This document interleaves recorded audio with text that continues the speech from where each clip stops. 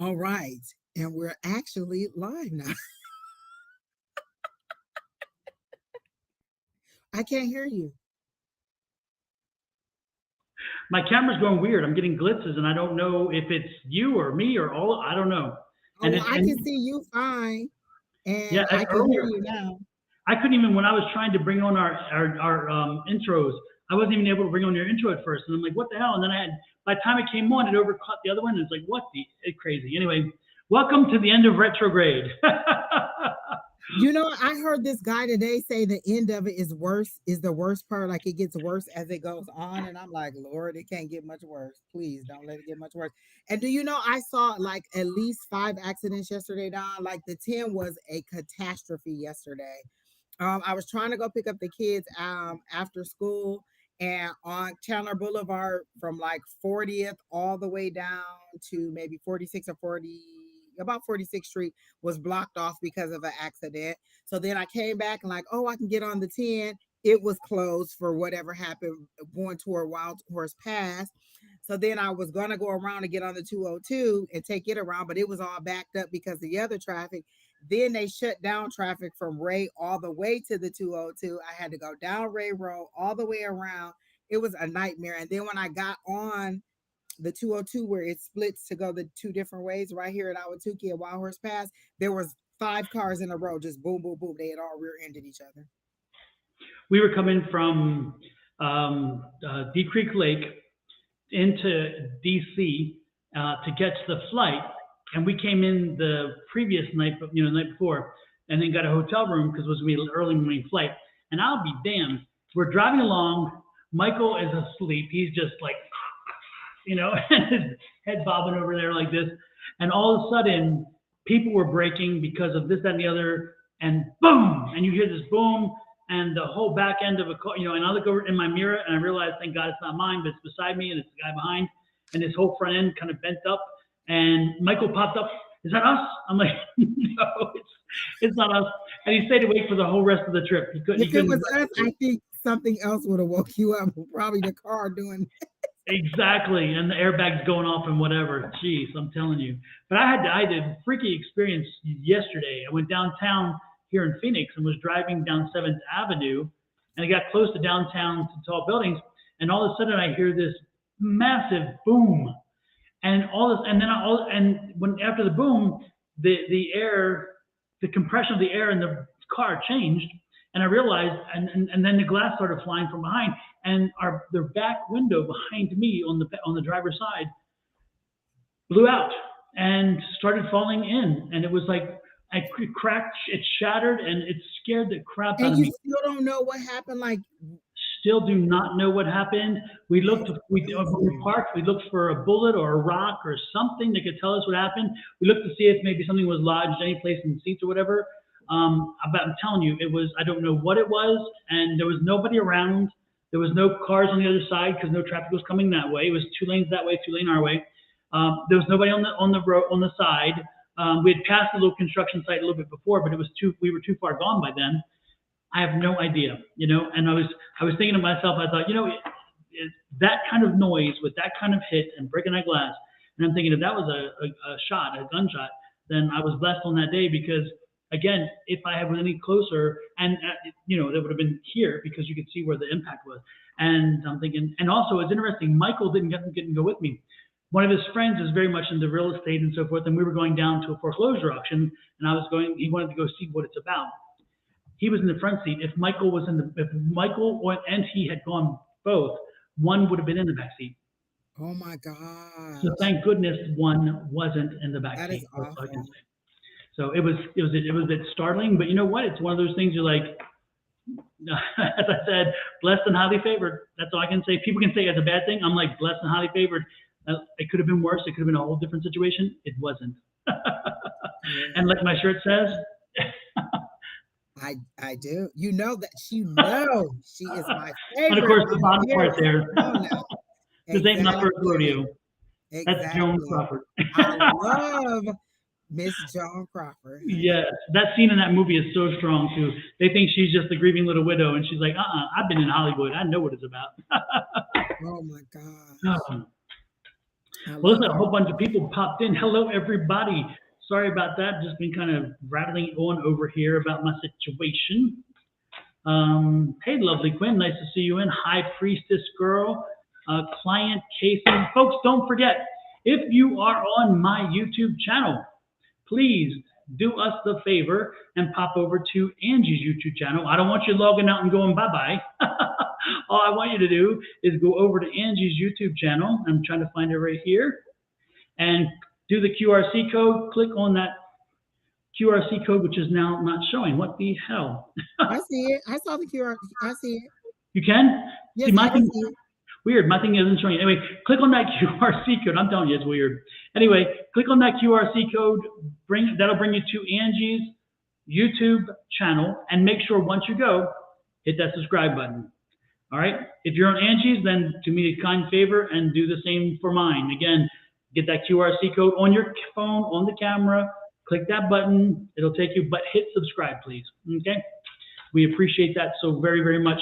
And while you're at it, you can also hit those like buttons because they are as important to us as well. Some people coming in, Angie, you got some.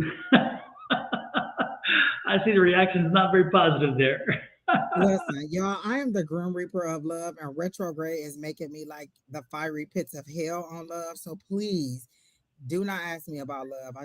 Lord help the child. Don't ask me about how he feels about you. Like, I can give you a general love reading, but I see several questions in there. Why didn't he answer the phone? He didn't want to talk to you. That's just it. He just obviously did not want to talk to you. I texted him and I called him and he answered, and he still ain't called you back. He didn't want to talk to you. That's clear as day. If somebody texts me and call me and I'll answer the phone, I don't want to talk to you. It's like, don't let the house fall on you. You figure it out. You'll need no more. What is it? Or it says where I'm busy. I love readings. I stand by Lord. And I mean, y'all be for real too. I text him and call him. Why he ain't answer the phone? He don't want to talk to you. That's just clear as that. Unless you want me to know if he's dead. Like if he was dead, I guess somebody in his family would have told you by now. But y'all be asking obvious questions. Like I text, he answered the phone. It's 24 hours later. Exactly. Hey, before we start, look at this. I got one of Miss Shauna's logo mugs. Oh, I love it. Isn't it beautiful? And this is like a little pinkish. This color here is a little pinkish. Oh, the cup is pink. Yeah, just a little bit, so where it's not too heavy. I love it. And then of course that logo, isn't it pretty? I was just gonna say I love her logo and all the different things that are behind the goddess. That is really nice. I love it. Yep. So I'm displaying hers. Of course, I couldn't help it. Also, we're bringing my own to the table too. Okay. One has liquor and one has a chaser. Chaser, shoot! They both have liquor. Drink all the light, drink all the dark. Exactly. Lord have mercy. Lord have mercy. With the week that it's been, I wouldn't listen. I'm surprised you don't just have a bottle there. You just keep refilling your cup with, because that is some heavy stuff that happened yesterday with that thing. I think I'd still be pulling my hair out or eyes twirling after my window busting out. Well, I'm still picking up pieces of glass.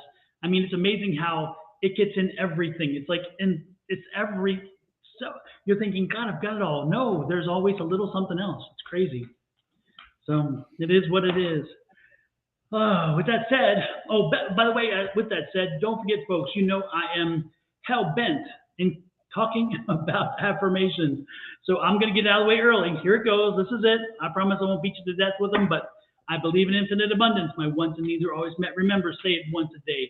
Say it when you mean it. Mean it when you say it, and believe it, because if you do, this This one little step can make a difference in your life. And if you don't want to do it, then don't do it. But don't bitch and complain about it because I don't want to hear it. I'm giving you the key to a little bit of a new light, a new direction, a new way of thinking. Use it, don't use it, it's up to you. But don't bitch. If you don't do something to change and nothing changes, you've made a choice not to You change. know, I get a lot of people asking, well, how can I increase my finances? Uh, get another job, make more money than you send out. Like y'all, sometimes y'all be asking questions and the Lord be like, literally, the Lord just be looking at y'all like y'all is not serious. Like you really want to know? It's addition and subtraction. This is how much money you spend. This is how much money you bring in. If the one that you spend is more than the one you bring in, you need to bring in more money. It's not like there's a magical potion where the Lord is going to be like, go over and talk to David Rubenstein over at the corporate building and he'll give you a job. You have to apply for things. I tell people all the time, I have multiple streams of income. One of them pays for my needs, one of them pays for my wants, one of them is what I really, really want to do, and the other one is the teaching that we do on Tuesday. It's all until these lives and the teachings that we do can pay all of my bills. I have to do the other things. Like y'all, I don't have to go to my guys and be like, "How can I increase my money?" They go say, "Get a job, make more money." Exactly. It's not that hard, y'all. Yep. There's only two sides of a balance sheet: debits and credits. If you too many debits, you gotta either reduce the debits or increase the credits. It's that simple. It's got to come on one side or both, but don't expect magic. Also, Yes, we can give you a reading on your finances, but if listen, and let me tell you, and I'm not even going to name who this is, but somebody told me that they had an opportunity today. So you can tell people, oh, I see a new opportunity coming up for you. They had an opportunity coming up for day. Decisions that they made prior to today led them to not be ready for this opportunity. And so they couldn't go and make that money. That doesn't mean that the new opportunity didn't come for them. It just means that they weren't able to take the opportunity because they made poor decisions prior to that. I can tell you all day that a new opportunity is coming, but if the decisions that you make don't lead you to get to that opportunity, it's just me blowing smoke. It's just me asking God.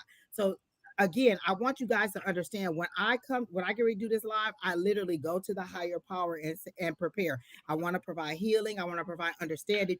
So when y'all asking me these questions, imagine if this was your Lord, your God, your Savior, your higher power, is this what you want him to? Is this the question that you want me to ask him? And I'm not trying to be funny, but think about it. Y'all be want to know if Willie Boo Boo like y'all, and God is like, no. And I told you that 3 times in your dream when he passed by you in the car with the other girl in the car, and when he didn't answer your text message, and you still coming to a psychic to ask something I already told you. Like y'all just be too much sometimes. but Autumn Ashley, I think you're missing the point. Before I say that, though, I just poked up the place on how to get this mug. By the way, somebody asked how to get it, so I just put the QR code to get to the mug. It takes you to the T-shirt, gets to the mug. But Ashley, direct reference to your question. No, I think you misunderstood what Angie said. It's not that you can't request a reading on finances. That's not the question. The question is when you get the reading on finances, don't expect for us to come up to do some magic for you and kind of give you something that isn't there. What we're going to tell you is what we see as in what you can do to make adjustments. But the reality is that part of it starts with you. And it's like if you ask a question and people have come in, should I get this job if I want to move in December? Well, if you need the job to help your finances to make the amount of money to afford the apartment to get in there in December, uh, yeah, hello. That's what we're saying. It's So there are questions and there are points that are wonderfully enumerated by spirit that is valuable. But if you're asking a very basic point again of should I get this job because I want to move in December and I need more money, you don't need to ask us the question because I think you by asking the question you've already answered it. You know what you have to do. So that's what we're saying, people. It's not we're not. or you want us to give you like, oh, on June 1st, you'll get the job and you'll start getting checks. Like it's even if I sometimes they'll give me dates. I'll get like, oh, in 6 weeks you'll get the job. But there's a lot of things that could happen in 6 weeks where you might not get the job. There could be a change in the economy. They could take the request for proposals away, or the position is no longer available, or you didn't apply, or there was something that you did wrong in the interview. That doesn't mean that at the time that I told you it was going to be 6 weeks or it was going to be June 1st that it wasn't right. It just means that there were other factors that come in. What I tell you doesn't mean that it still isn't that you're not living in the realm of reality. There's still other factors that come in. They tell me all the time things that are going to happen, and sometimes it doesn't happen when they say, and then I just have to wait for it to come. So I want your understanding to be like, it's not like, I think sometimes people think like when we say, oh yeah, you're going to get another job, we're creating the job for you. We're not creating the job for you. We're literally just showing you, telling you what our guides are telling us, and then you have to take the action step either way. So again, if I tell you that, oh, there's several, like we've told several people, you're guaranteed to move, go ahead and move. We see you in a house, we see you in it. They'll come back every month and say, do you think I'm going to be able to move? Well, I told you 3 months ago you were able to move, but you didn't do everything you needed to do to move forward. So it's not that the information is wrong, it's that you didn't take the action step that you needed to take. And so after doing this for several, for a long time, we understand and we want you to have a realistic view of what information we're giving you. We're not creating a magic potion. We're not creating the job for you. We're just giving you some insight on things that you could do in order to make it happen. Yes. Hi, Kim. I was just Hi, Judy. I was just updating Hi, my thing. I Judy. realized I hadn't updated my Facebook personal to reflect. Oh, So, hi, Autumn. yeah, so now I'm catching up. There you go. Miss Autumn, we'll give you a finance reading. That's fine. I'm put these love cards away because the Lord help the child. Hi, Sharon. Affirm. Oh, I said affirm. Margaret. Oh, it's nice to see you back. Scenario. It was something Scenario said, and I wanted to oh, she said something about create QR codes during the live. Don is a guru. Y'all don't even know about Don. He is so good at this. Like we'll be online sometime and he'll just check out and next thing you know, he'll have a new QR code created. Angie gives me too much credit. We're talking about exactly right now. Angie gives me too much credit. Natural Divine Goddess says, wait, I thought y'all had a magic potion. Baby, I am the magic potion. I am it. Exactly. Miss Jasmine said it correctly. God helps those who helps themselves. Absolutely. Oh my goodness, my goodness. And Lord knows he done sent me some message and I'll be like, you sure? He'd be like, fool, do you need me to push you down? I said it's this way. While we're at it, folks, don't forget, if you are on YouTube, hit that special button called the subscribe. Terry.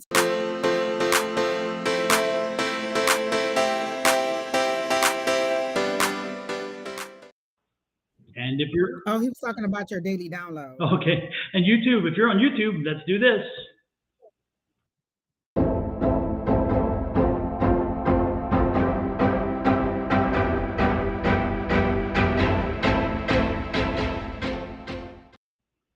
You know, as much as I've changed all the videos, that following, it's like I don't want to give it up. It's like there's something just really kind of nice about it. You don't have to. Rachel McCantis says she didn't see you on YouTube. Is that because you just made it public? She didn't get a notice? No, I should be on YouTube. It shows I'm on YouTube streaming. Let me check. She said she didn't get a notice, but she's here. She's on your Facebook. I'm sorry. I see her, yeah, on Facebook. Yeah, Rachel, you should be on the YouTube as well. Or she's on your Facebook. She said she didn't get a notice that you were live. Yeah. Interesting. I'll take a peek at that and make sure. I'm almost certain that hopefully I am live on YouTube. That would be nice. Otherwise, I'm like, what the hell? You are, because I got a notice that you were live on YouTube. I did get that. So all right. Maybe Rachel, when I'm done this evening, I'll go back through and make sure that somehow we didn't inadvertently block again, because sometimes when these trolls come in and we block the troll, the conversation moves so fast that sometimes we hit the wrong person. So I will make sure that you're not blocked in YouTube. I promise you. So I can't block my Rachel. Oh, Sherry Berry says she got your notice on YouTube. Okay. Yeah. I can't block Rachel. Rachel, I will make sure. I will make sure. I know that I'm live. Sherry Berry, if you didn't get my notice and you're not following me, because I know that I share my live, so I know that I'm I got your notice for the YouTube channel, Angie. I got your notice. Okay. So All righty then. Who's our first? Firm says I'm watching from YouTube and didn't get a notice. I don't know. Well, on Angie's side or my side? Yeah. Hey, did you guys set your notifications, by the way? I know Rachel probably has, but if you go back and you look in your subscription, make sure you also click that notice button. So therefore you get notices. And sometimes, Don, I have to go and follow, unfollow, or subscribe, unsubscribe, because sometimes I'll be like, I used to see such and such all the time, and I haven't seen them in a long time. And so probably every couple of months, I'll have to go in and subscribe or search for some people sometimes. So yeah, they did a little adjusting to my YouTube channel because I just hit 800 subscribers, and so when they did that for about a week, it bounced back and forth. So I'm like, finally, it's solid at 801 right now. Thank goodness. So thank you everybody for jumping in and doing that for me too. I really appreciate you guys popping in and subscribing. That really makes a big difference for me. And that's our way of paying us, by the way. If you ever feel like you need to pay us, you pay us by subscribing. You pay us by the likes. That lets us know you appreciate it. So again, if anybody asks a question, and the shares, that lets other people know. That brings other people in. Sometimes I think y'all don't share because y'all don't want people to know y'all using psychics, and I think that's a shame. Like you want the talents that we're giving, but then you don't want anybody to know that you're going to a psychic and getting advice. I think that that's selfish. So I mean, go ahead and share and let them know that you are, I share every single time because I love for everybody to know and everybody to get the benefit of all of our gifts. It's so many of us that are doing it. So I love to share it. So it really does help when you share it so that other people can see that we're live and other people can subscribe. Thank you, Julia Firm, Naturally Divine Goddess, Scenaria. Thank you all for your congratulations. I appreciate it. So my newest affirmation is 1K, no delay. 1K. Oh, I love that. 1K, no delay. Yep. See, and I've just been asking them for new subscribers every week. So every week I'll be like, can I get like 10 or 20 more new subscribers? I say 10 or more subscribers every week. So every week, can I get 10 or more? So that's what I've been asking for. There we go. So who is up first? Hey, Pam. I listen every day. Pam still posts affirmation every single day. Pamela, she posted every single day, and I try to like it every single day. She's just so positive. And I've noticed her post, she's like, protection for the family, protection for all my loved ones. And she's always putting something positive out there. I really do like that she does that every single day. And there's one that's like millions, billions, trillions or something. Yes, I see that too. See, Pamela, we be following you too. We follow you. And every once in a while, she'll see me respond. Like when I was on the airplane, and I opened up her thing, and I'm like, even on the airplane, that's what I put there. Even on the airplane. Yeah. So it's like that's for sure. Yeah, Pamela is a rock star. She's a rock star. Every single day she posts it, and I love it. And I sometimes I'll read it, and I'll be like, Lord bless her, or send her positive energy, because it's just good that people like that, latch on to the affirmation that you created, and it is one of the best. Yeah, and you know what? One more thing to thank people. For all of you guys who are sending the likes and the appreciations for the daily downloads, again for that. I love doing them, and when I stop doing them, I miss them very much. And I was given advice that maybe I needed to not do them, and I'm like, and you have to be quick because before you know it, you'll be like, in the first card, you'll be like, pick a number from 1 to 3, and you be thinking about it, and then you be like, the first card is, I'll be like, no, wait, I gotta pick the card. I got to build in a delay there, Somebody asked me the other day. It's okay, because that 1 minute is long enough. I should know it by now. As soon as I click on it, I should hear it in my head. 2, 3, 1, whatever it is. Somebody asked me the other day, they said, well, how do we know which day it's for? And I should say on the thing is that when you get it, when it's received, that's when it was meant for you. So always know that when one pops up, it was meant for you on that day at that time. Okay. So, and I'm going to try to put that into the video so people know that. So. Jack Max said he finally found us. Yes, we're here. I told him today we would be live. There you go. All right. So, High Priest Girl, are you here? Yes, timeless. Exactly, Keena. I should say that they are timeless. Timeless and dateless. Yes. And tonight, folks, while Angie does her readings, so I'm not going to give the tarot reading. What I'm going to do is I'm going to go with what kind of emotions you're dealing with in your life, or what emotions you're going to have to deal with soon. And so I'm going to kind of give you a roadmap on how to deal with the emotions that are in your life or coming. Okay, so it's kind of a little different twist. It's going to mix things up a little bit. So the first card I got was the Eight of Wands, and the Eight of Wands for me is either travel or information coming in. And immediately the image that I got was you on a boat, but the boat is moving slow. There's no current to carry you. There's nothing that is moving you along. You're just kind of sitting there. And so what I saw was that there are oars in the boat with you, and you need to take those and get your momentum going. So there's momentum for you. There's travel. There's movement. Not necessarily travel, but there's movement that needs to take place. And so this right here is a card of movement for me. I like the way they do the Eight of Wands too, because see, that's movement, that's air that you and that's for you to get moving. And so they show me you in a boat, and the boat is not moving, and it's just you. There's nobody else in there, and so you just have the oars sitting across your lap, and you're just kind of enjoying the rest and not going anywhere. But you're wondering, is a wind gonna come through? You don't have a sail up, so the universe is saying, well, how are we gonna push you forward? You don't have a sail coming up. The only thing you do is the sweat of your brow. Is your own labor. So you need to get the momentum started. And once you get the momentum started, maybe the current will carry you along. But you're moving over to a whole nother island. Like the water's clear, it's blue, and you're almost there. Like you're not even a far distance away from where you need to be, but you have all the tools you need to move forward. And then I got the Emperor. So you're moving to stability. You're going to like where they're taking you from is from this, like it's like they put you on a rest and they made you be still, or they made you not move, or you were kind of locked in place, because they're showing me the Eight of Swords. And so that means that you were kind of feeling locked or trapped in place. And so now they're telling you it's time for you to move. You've been sitting long enough. Your rest is over. It's time for you to get moving and move on to your stability, which to me, they're showing me dollar signs. So it's your finances. You need more stabilization in your finances. So they're saying that you need to be looking. The word that I hear is looking for a new job, not waiting on one to come to you. You should be looking, or just seeing what's out there. Even if you're okay at your new job, just kind of put your resume out there and see if what you're receiving is competitive, if there's something else that you might like to do, because there's opportunity knocking. Like I hear a knock, knock, knock in my ear. So that's opportunity knocking, but you're not expecting it because you are content with where you are. And they're saying, no, it's time to move. Opportunity is knocking. So it's time for you to start putting some, looking for jobs, looking for other opportunities to make more money. And then there's something about a big balloon payment. Are you expecting to make, there's a balloon payment. I don't know if it's coming into you or something that you got to pay out, but they're showing me a balloon, and they're saying that it's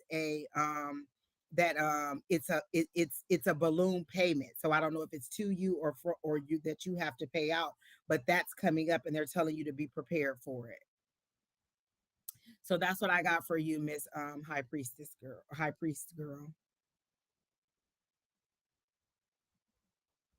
And all I see is a yes. So I don't know if that means that you were just kind of that I'm right, that you were kind of in a rest time or what. So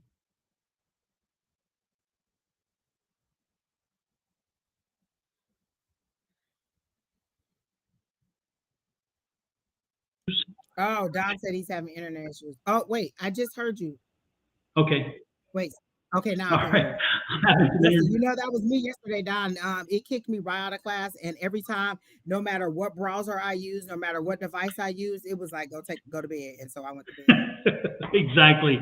So, but I'm not going to bed yet. So you're stuck with me for a little while.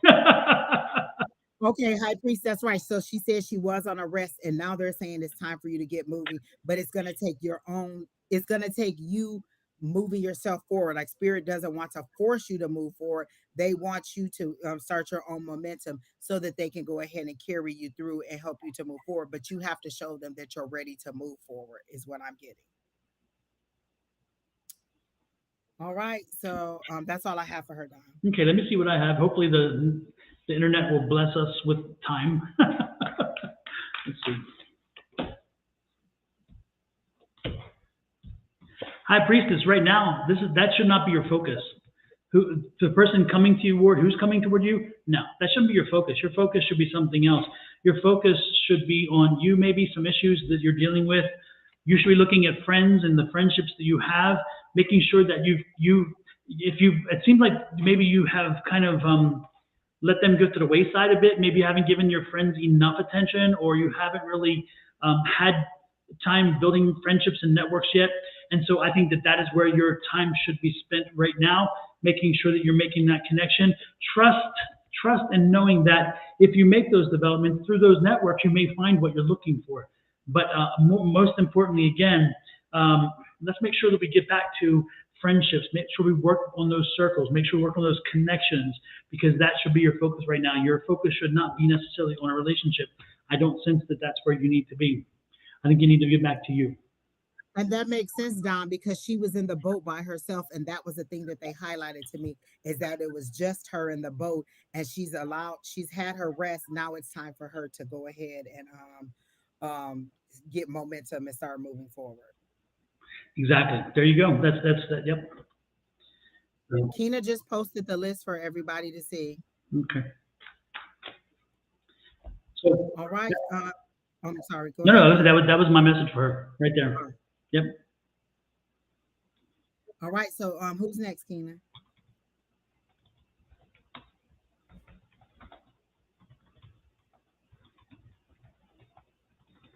Oh, Keena was having lag issues too. So okay, there it is. May I ask, why did the Aries guy I was talking to, ignore my texts and calls today? Latoya, are you here? All right, Keena, I'll go on there. I want to know where my guides are, that y'all not blocking these trolls from my page. I know I called y'all in and gave y'all permission. Y'all blocked me from everything. You would push me down, knock me around all kinds of ways, but you can't catch this troll. Like, you ain't got no power today. Latoya, you're too much. Latoya, you're too much. You're too much. You got to back off. You got to let things happen. You're a bit pushy. You're trying to get you're trying to get a relationship started too quickly, and they felt it. You need to give them a little space. You need to take a little bit of patience, a little bit of time, and give them space. You got to find balance. Again, they need to know that you are. They need to know that you are. That you're looking for friendship as well, and not so much immediately into a relationship. That's what they're afraid of. So again, Latoya, I would suggest strongly that you back off a little bit, that you let this, if you want this or any relationship to work, you have got to let it gel and let it have its organic growth. Again, I think that they feel like you're too much, and that you're trying a little bit too hard, a little too pushy, a little too fast, and they're like, run to the door, freedom. I don't want this. I don't want that fast. So don't frighten them off. And again, I'm not telling you that you are frightening them off with your physical self or your mental self or whatever. It's that feeling of rush of you need too much, and you want too much of them, and that's not where they are right now. So again, work on that. Again, healing, work on that. Okay, work on that. That's what I got. What you got, Angie? I got a lot of emotion, but the first thing I heard when I said, "What is it that you want her to know?" They said, do you have all of your finances in order? That's where your concentration should be. You're worried about love. Love will come when everything else is right. Are you dateable? Are you willing? Do you possess all the characteristics that you want that person to have? Are you financially able to care for yourself the way that you want somebody else to care for you? Are you financially set and stable? Like, they're showing me the emperor, and then they're turning the emperor upside down. The emperor is stability. They're saying, do you have the stability that you need in order to move forward and to allow the relationship to be balanced? So if you enter a relationship right now and they make more money than you, or they have all the characteristics that you want them to have, do you have them that you can rise up to them, or are you down here? And that gives them an advantage in this relationship, because you're holding on because they can supply the things for you that you can't supply for you. And so they want you to be able to supply those things for yourself, so that there's a balance in the relationship. They don't want you to be too needy, even in love. like there's the Knight of Cups, and this is that fast moving energy. The Knight comes in fast, and he comes in hastily, and he just moves with passion and not with his logic. He uses his other body parts, and they're saying you need to just kind of slow down and concentrate on getting yourself where you're equal to, where you bring as much to the table as you're asking them to bring to the table. That's what they're saying. Super. He was always coming your way. She says, I'm lost. I was never asked that guy about a relationship talk. He was always coming my way. Well, if he was chasing you and then you text him and called him and he didn't answer the phone and by your words ignored my calls and texts, maybe he doesn't want that anymore. Maybe for whatever reason he doesn't want to pursue it anymore. So either you took too long and you were too like, oh, you got to do this, you got to do that, or you were a little bit coming on strong. Maybe it was too many texts, too many calls, or too many something else. But whatever it is, they're asking me, are you able to give what you're asking this person to give to you? And not necessarily that you told them, but there's certain things, like I have certain things that I want in a relationship. I want this and this. And then I'll say, well, do I have those things that I'm asking that person to give to me? That's all they're saying. I don't know you personally, I'm not judging you.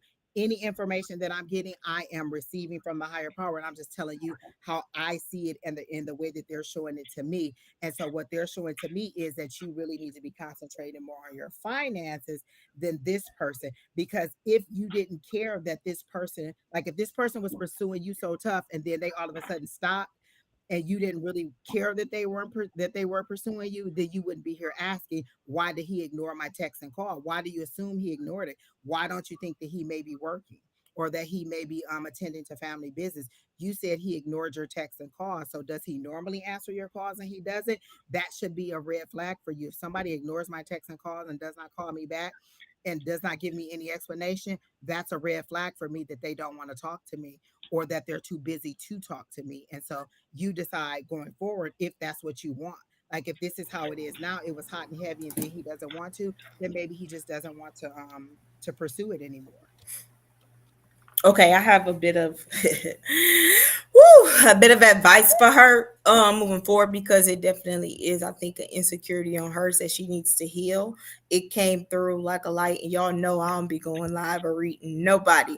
So Miss Atoya, what I heard was, I remember listening to this podcast a couple months ago, and the person said when he met the person that he wanted to be with, anytime he was triggered in any kind of way, he would always take a moment and pray or ask, his higher power. He would ask the question, is this a trigger of mine from a past, or is this a character flaw of this individual's? So that's what you need to ask yourself. Just like how Angie was describing, does he usually answer your phone calls every time you call or anything like that? Like, there are a lot of things you need to consider about an individual, that you want to be with. So I would consider that, okay, is this a character flaw about this person that I need to consider moving forward, or is this a trigger of mine and God help me heal it? Because to me, it sounds like it's a trigger of yours that you need to take care of, because I used to be like that in the past. When I text somebody, you need to be responding within 5 minutes. Like, what are you doing? I am your joy, or whatever. Just like, I need a response immediately. And so when you're not getting that, you need to ask yourself, why are you so codependent on receiving this instant gratification? I know it's been over 24 hours, and yes, I would have wanted a response within then, but you still kind of got to ask yourself, like, dig deep into those feelings that you have. It's a little bit of insecurity that I feel like you need to have healed, or need to explore a little bit more for yourself. Yeah. And Latoya, first and foremost, again, I gave you what I sensed, what I saw, what I heard.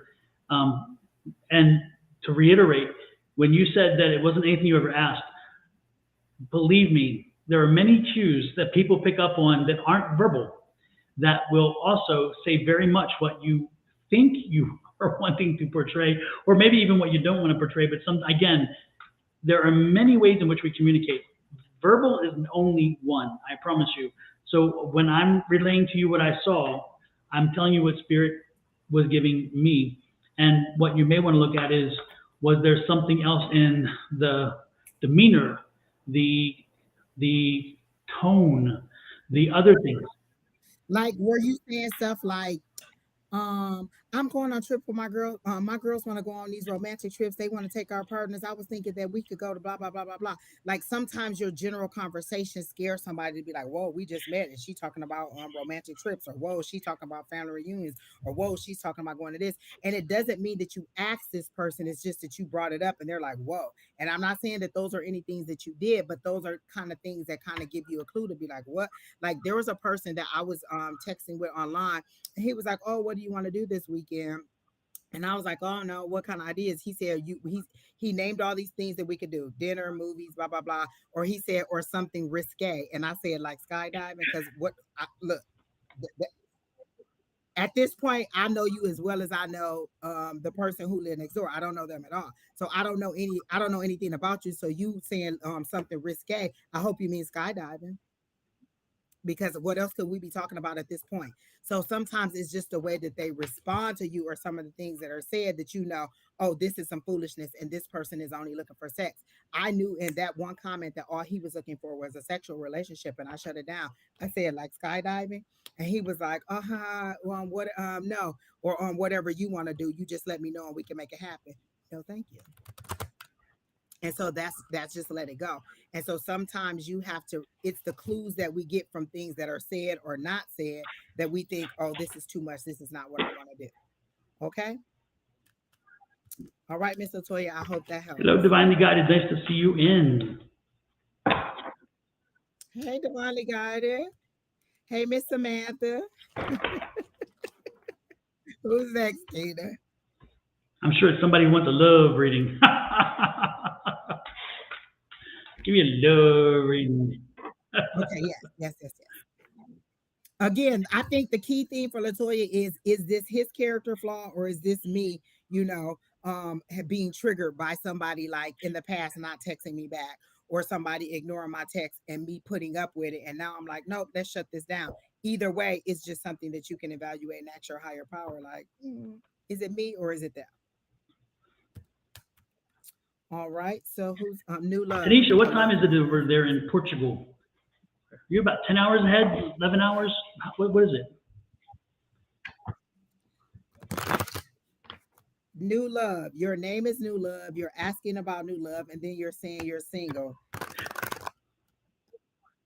You might as well just walk around with a sign that says, please date me. You are very like the energy is very much of desperation. Like I really, really want to be loved. I really, really want somebody um to see me, to want me, to desire me. And I understand that. So let me see what information they have for you in love, new love.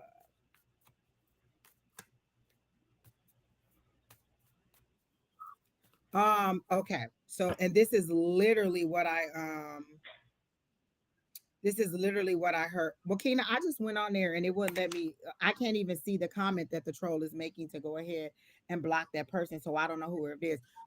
Anybody who's on my page and this troll is responding to you, you can go ahead and report them and block them or do whatever. You have that permission to do that if they're inboxing you or telling you, because I went to my page and it's not showing me the troll, so I don't know who it is.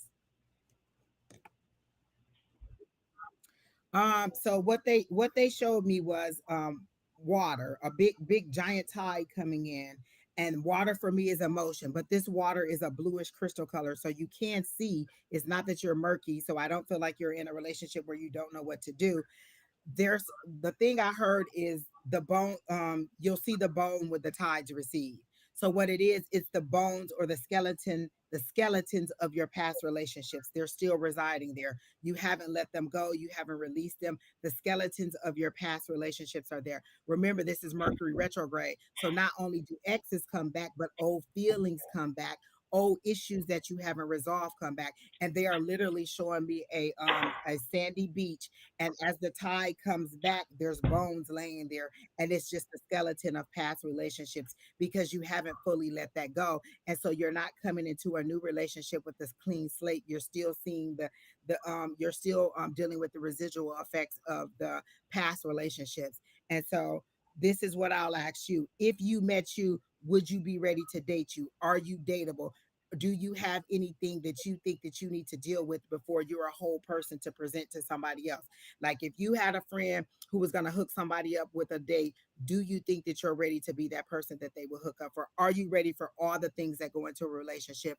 Are you ready for the compromise, the give and take, the maybe we have to do holidays here, maybe we have to spend money like this?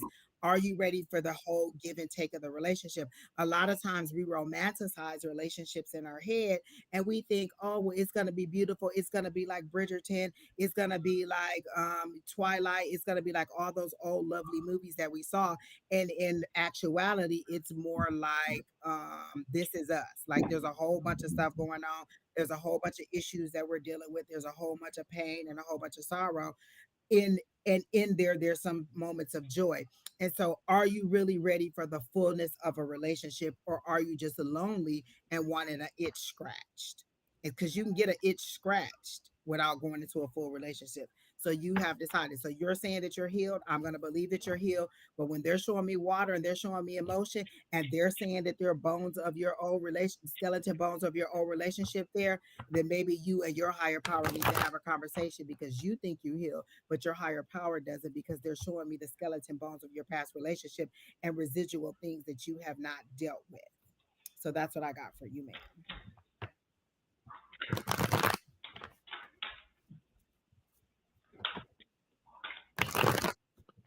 Terry T, I want some. Well, I don't know if I want 50 Shades. You can go down a little bit because you can't be like beating me and tying me up and doing all this stuff. But I was reading that too, and I'm like, well, Terry T, that took a 50 different Shades turn. is a bit much for me. We can get some Sex in the City, but that 50 Shades is a bit much. Well, good new love. Good thing is romance is coming, definitely in the air. So it's definitely you want it. So that you called that one right. But you need to take care of yourself first. You need to make sure that you're making sure that you are whole, that you are complete, that you are ready when it comes. Because again, that's what new love is going to do. Make sure that when it happens, make sure that you're being honest and you're truthful, and that you're sharing what you need to share, and just keep asking for it to come in. Eventually, it will again. But most importantly, new love, which is nice. I love it. So romance and new love, keep it working, keep it generating. Work on yourself. Make sure you're ready and prepared. So when that time does eventually come, that you are presenting yourself as a whole, healed individual. Therefore, you're going to be available for a lasting relationship, and not somebody who is doomed to fail.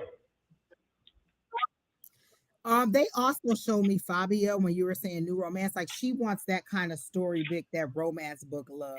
That's what she wants. And the reality is most relationships aren't like that. So I think that's what they're saying about the skeletons of your past. You need to have a realistic view of what love is and understand that it's a give and a take. It's not that what you see in there, like Fabio, because that's exactly what they're showing me.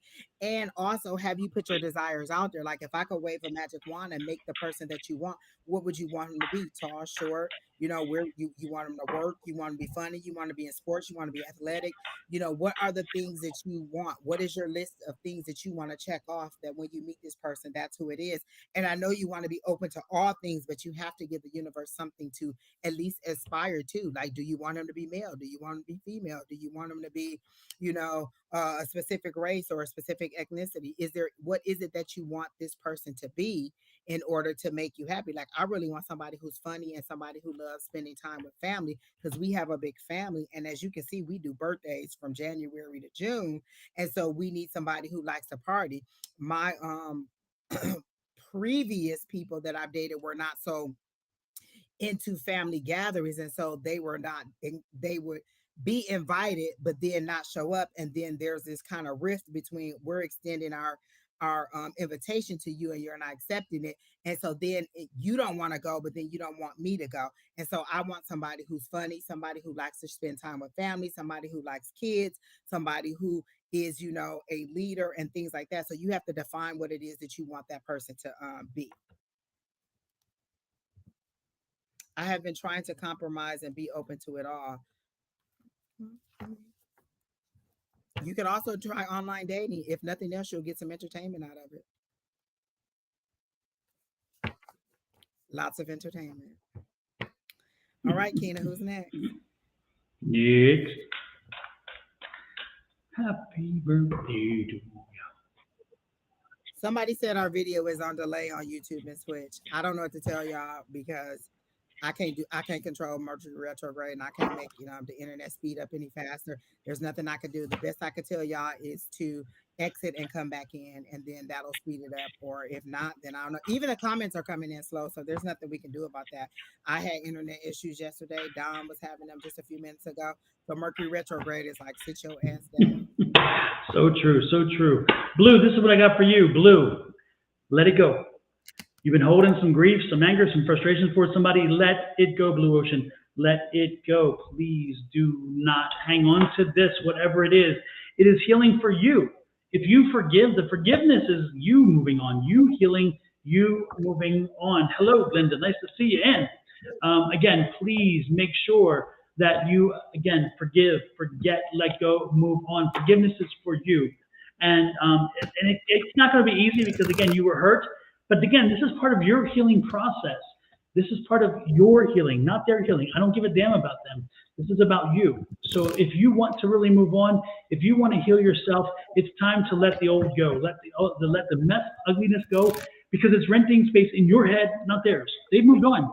And all you're doing is hurting yourself at this point. So please, again, move on. Give yourself an opportunity to grow and move on beyond this and everything else.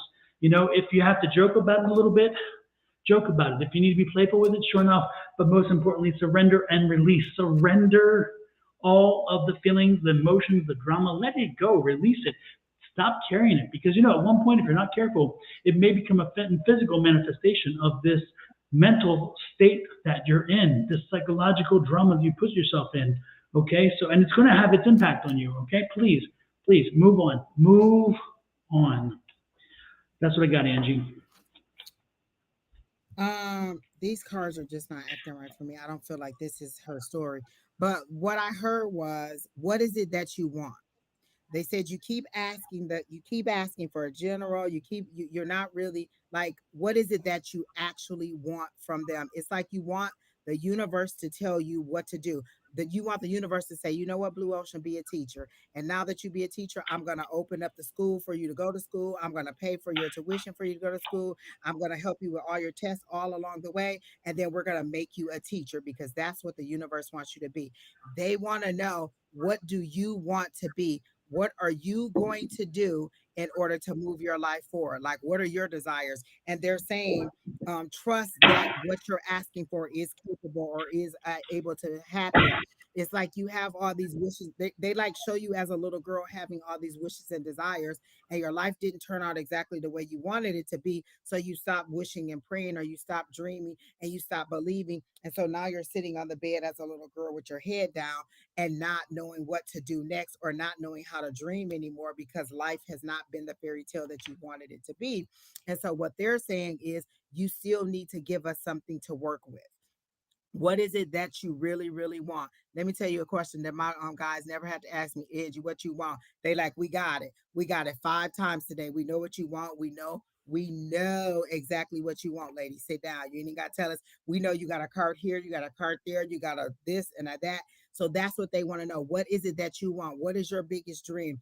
Is there something about dancing or a ballerina or something like that? Because they're showing me that book that Whoopi Goldberg, no, is it Whoopi Goldberg? Yeah, she has a book about ballerinas and something about plums and little girls dancing. So were you ever wanted to be a dancer or a ballerina? It's like you had a childhood dream and you didn't get to do it. And so now you don't know what to wish for because it let you down so bad. And so they're saying, you still have to give us something to work for. You still have to give us something. It's not a dictatorship. We didn't come here to just force you and push you. They want you to be something. And so you have to give us that desire as to what you want. And so that's how they're showing it to me. I'm not sure if that helps, but let us know. But they are showing me the ballerina. It's just a little girl as a ballerina wanting to dance. So I don't know if that means that you wanted to be a dancer, or if that represents your wishes as a child, like something as grand as, oh my gosh, I could really be a ballerina. And what I heard was, trust that the universe can deliver. You just have to give me something delivered. Well, so that's what I got for you. Hope it helps you, Blue Ocean. Let us know how things progress. Keep us informed. With that, Kina, who is next? Keena says Keena done been convicted on like 5 readings. Keena, what's going on in your head?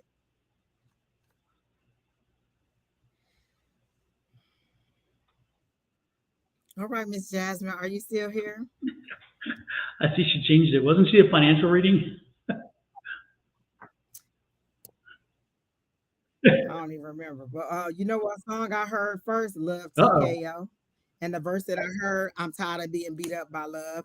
All y'all is asking for this love reading is because y'all are like at the point where you're like, when is it gonna happen? When is it gonna happen? And if you ever listen to me, I said I stopped asking when is it gonna happen and what is my next step? I want to be in love. How do I get from where I am now to where I want to be? And do you know where that is you want to be? Do you want to be married? Do you want to be in a serious relationship? Do you want to just be having a summer fling? Do you want to have somebody who is able to support you financially? What is it that you want? A sugar daddy? You want to be a sugar mama? Like, what is it that you want to be? And that's what they're saying. But I literally heard Teddy Pendergraft, love TKO. And then I heard the verse, I'm tired of being beat up by love. So that's what I heard for you. And so at this point, you're like, I want to be in love, but every relationship or every time I feel like I'm getting beat up, I feel like I'm getting knocked out by love because I'm giving more than I want to, than I'm receiving. And so they're showing me the 9 of Cups. Like, you want your wish fulfillment, but that's not what you're getting. You're giving way much. It's like you're a girlfriend giving wife duties, or you're giving wife privileges as a girlfriend. And they're saying you have to set the standard and stop over giving and under receiving. You need some balance in what you're doing. And that's why love isn't working for you, because you are you're over giving in relationships. And they literally, all I can hear is Teddy Pendergraft, love TKO, over and over. And I'm tired of being beat up by love. That is the exact word that I heard. And I don't know if you've ever heard the song, but I will go back and play it, because when they give me music like that, it's relevant. And I feel like you've had some heartache and you really want to, but you're still a little bit timid. Like, they show you kind of dipping your feet in the water, but you're still kind of scared. So you have to come to there a whole person and ready for it. So courage isn't the absence of fear, it's moving on in place of your fear. So are you ready to actually put your foot down on stable ground and move forward in love? Is that what you're ready for? So that's what I got. All right, Jasmine, let's see what I've got. What's in store for you? Again, love reading.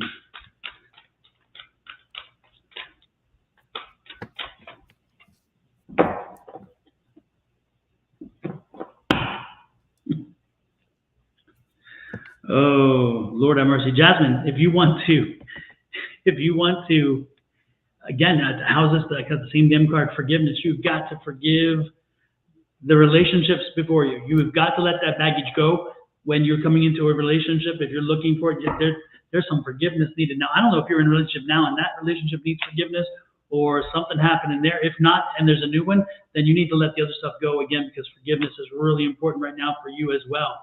And you've been getting signs about it because the music is there. So again, in the music, you've been hearing the signs. What's up with the children? That's a good question. I don't know. What's up with the children? Do you have children? Are children involved on one side or the other? Are you in a relationship now? That's a really good question. I guess I could have asked. Or are you looking for a new relationship? Because are you in a relationship, Jasmine? Are you with us, Jasmine? Did I ask too many questions too quickly, Jasmine? I'm all over the place. What's in my cup? I don't know. I don't. She is with us. I heard her saying. Yeah, she said she doesn't have children. Oh, she says she is in a relationship. So you're in a relationship, but neither one of you have children? You know what? That's always a sign for me. If you are in a relationship and then you're asking for a love reading, we usually don't tend to ask for love readings if everything is kind of okay. Usually if we're having that kind of women's intuition or that gut feeling that maybe I should move on. She said he has one child. Are you thinking that he's still dealing with his baby mama, or that he's still sleeping with his baby mama? She's carrying some luggage. I think, Jasmine, if I can speak for you, I think that you think he stepped out on you and you haven't forgiven him for that. And that's part of some of some of that conflict that you're feeling. And again, the music, when you asked the question about the music, it kind of was there telling you that, maybe that isn't, again, but the children are there, the child in this case, which is what I called earlier. So I'm not surprised that that's the case. But again, you've gotten some hurt, some healing. I don't know. Everything isn't okay in my relationship. I don't think he's in dealing with her. He just needs. He is dealing with her. He just needs. Wait a minute. She says, I don't think he is dealing with her. For So who? you're dating somebody who doesn't take care of his child and you're okay with that? You say he's not dealing with her. So does that mean he's not dealing with his kid? Or does that mean he's just not dealing with her? Listen, I heard love TKO. I'm tired of being beat up by love. This is what the higher power gave me when I asked for your love reading. So if everything's okay, why did you ask about the relationship? We usually don't come and ask. I don't go to a lawyer asking about a divorce if we're not ready for a divorce or if there hasn't been something in a relationship that is giving me some kind of pause. So you don't have to be honest with me, but spirit is going to tell me. I don't know you personally. And the song that I heard was Love TKO. And so I'm just telling you what they're See, telling me. You're giving more than you are receiving. And you are thinking that he is stepping out with his baby mama. Again, you don't have to tell me, but that's how I'm getting it is that, and he quite possibly could, because they're showing me tracks of time that are missing, like chunks of the day that are missing. And you're like, well, where were you? And the excuse doesn't add up. So there's chunks of time that are missing. Is how they're showing it to me. Like they're showing me 24 hours, and there's a chunk here, there's a chunk here, there's a chunk here that is missing. yeah, I think that you, yeah, the cards were very specific. There is something there. The question is, are you are you creating it in your head? Does it exist? Sometimes if you see it, if you smell it, if you taste it, then it must be real. But you've got to make that ultimate determination. Ultimately, though, you gotta. So, Miss Jasmine, you asked for a love reading. What is it that you wanted to know? Were you going to make it to matrimony? Because not a single person who's read you has gotten that. Even Angels Will Fly, who's reading you in the comments, is not getting that you're going to that is going to matrimony. So you're saying that everything is fine in a relationship. He's not sleeping with her, he's not dealing with her. What is it that you were expecting us to say in this reading? Like, what is it that you were thinking we were going to say? Is like, oh, he's so in love with you, you're going to get married? Because that's not the vibe that any of us got. And none of us know you personally, and none of us know your relationship. And Don got the child card and he got the information about the child. And so you're telling us all these things. So are you convincing yourself? Or are you trying to convince the higher power? Because I don't think my people will lie to me about what they're saying, and I don't know you in that way. But I'll take your word for it. If you say everything is okay, then honey, I believe you. But let me tell you what a psychic told.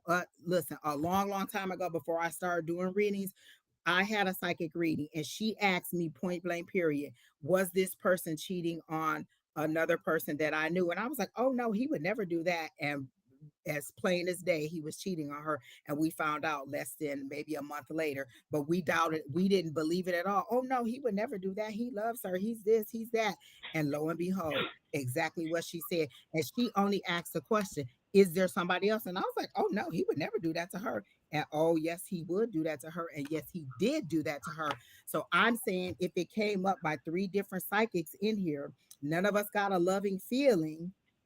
Maybe it's something that you should You've consider. lost that love and feeling. Oh, that love and feeling. No, I thought she said everything was fine. She said, "Oh, everything isn't okay." Oh, okay. I just don't think it isn't okay. And so that's what we're picking up on, is that it's not okay. But again, for me, you're giving more than you're receiving, and that's what spirit wants it to be known, is that that's that love TKO. I'm tired of being beat up by love. You're giving way more than you're receiving in this situation. And so it's like, put myself first, and like they were saying, heal, heal, heal, deal with you. And healing doesn't mean that you have all these negative things. It's just being able to understand that you are valuable in a relationship too. A lot of times we give, and we're so understanding, we're so compromising, and we know how to give love, but we don't know how to receive love. And my guides have told me that numerous times, that I need to learn how to receive love, because I really know how to give love, but I don't know how to receive love. And so, look, Keenan, I got mad all over again. She know exactly who I'm talking about the person who was cheating. Look, she went off in the comments. Is he having a relationship with her since I've been dealing with him? Well, when I asked the pendulum, was he sleeping with his baby mama, I got a yes. And so that's from the pendulum. I could literally show you my yes. So this is my yes. Show me a yes. So my yes is a circle, like the time moving forward. So is this is my question. Is Jasmine's boyfriend still sleeping with his baby mama?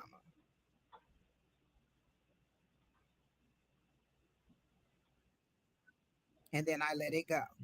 And so you see it moving, that's that yes.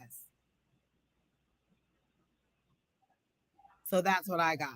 And listen, don't go in there guns blazing and being like, she said, he gonna be like, who the hell is she? You don't even know her. Like, who you knew first, me or this lady on online? So all I'm saying is, it's just these readings are just to give you opportunities or to confirm things that you were already feeling or things that you already know. But the main thing that they keep reiterating to me is that you are important, that you are valuable, and that those chunks of times that you have been questioning, there's a reason why they're missing. So just know the value in yourself, like that you deserve more than what you're receiving.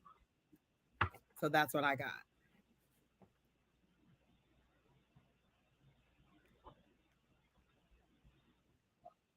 All right, Keena, who's next? Lord help the child. Please don't let it be another love reading. My head might exactly just fly off the top of my head. Angels Will Fly says she heard something is coming to light. Like you'll get, like it'll start to add up, and you'll start, like they're showing me a calculator and how it's just adding up. They're showing me like a tape that's going and it's all adding up. Like you'll see it all come out.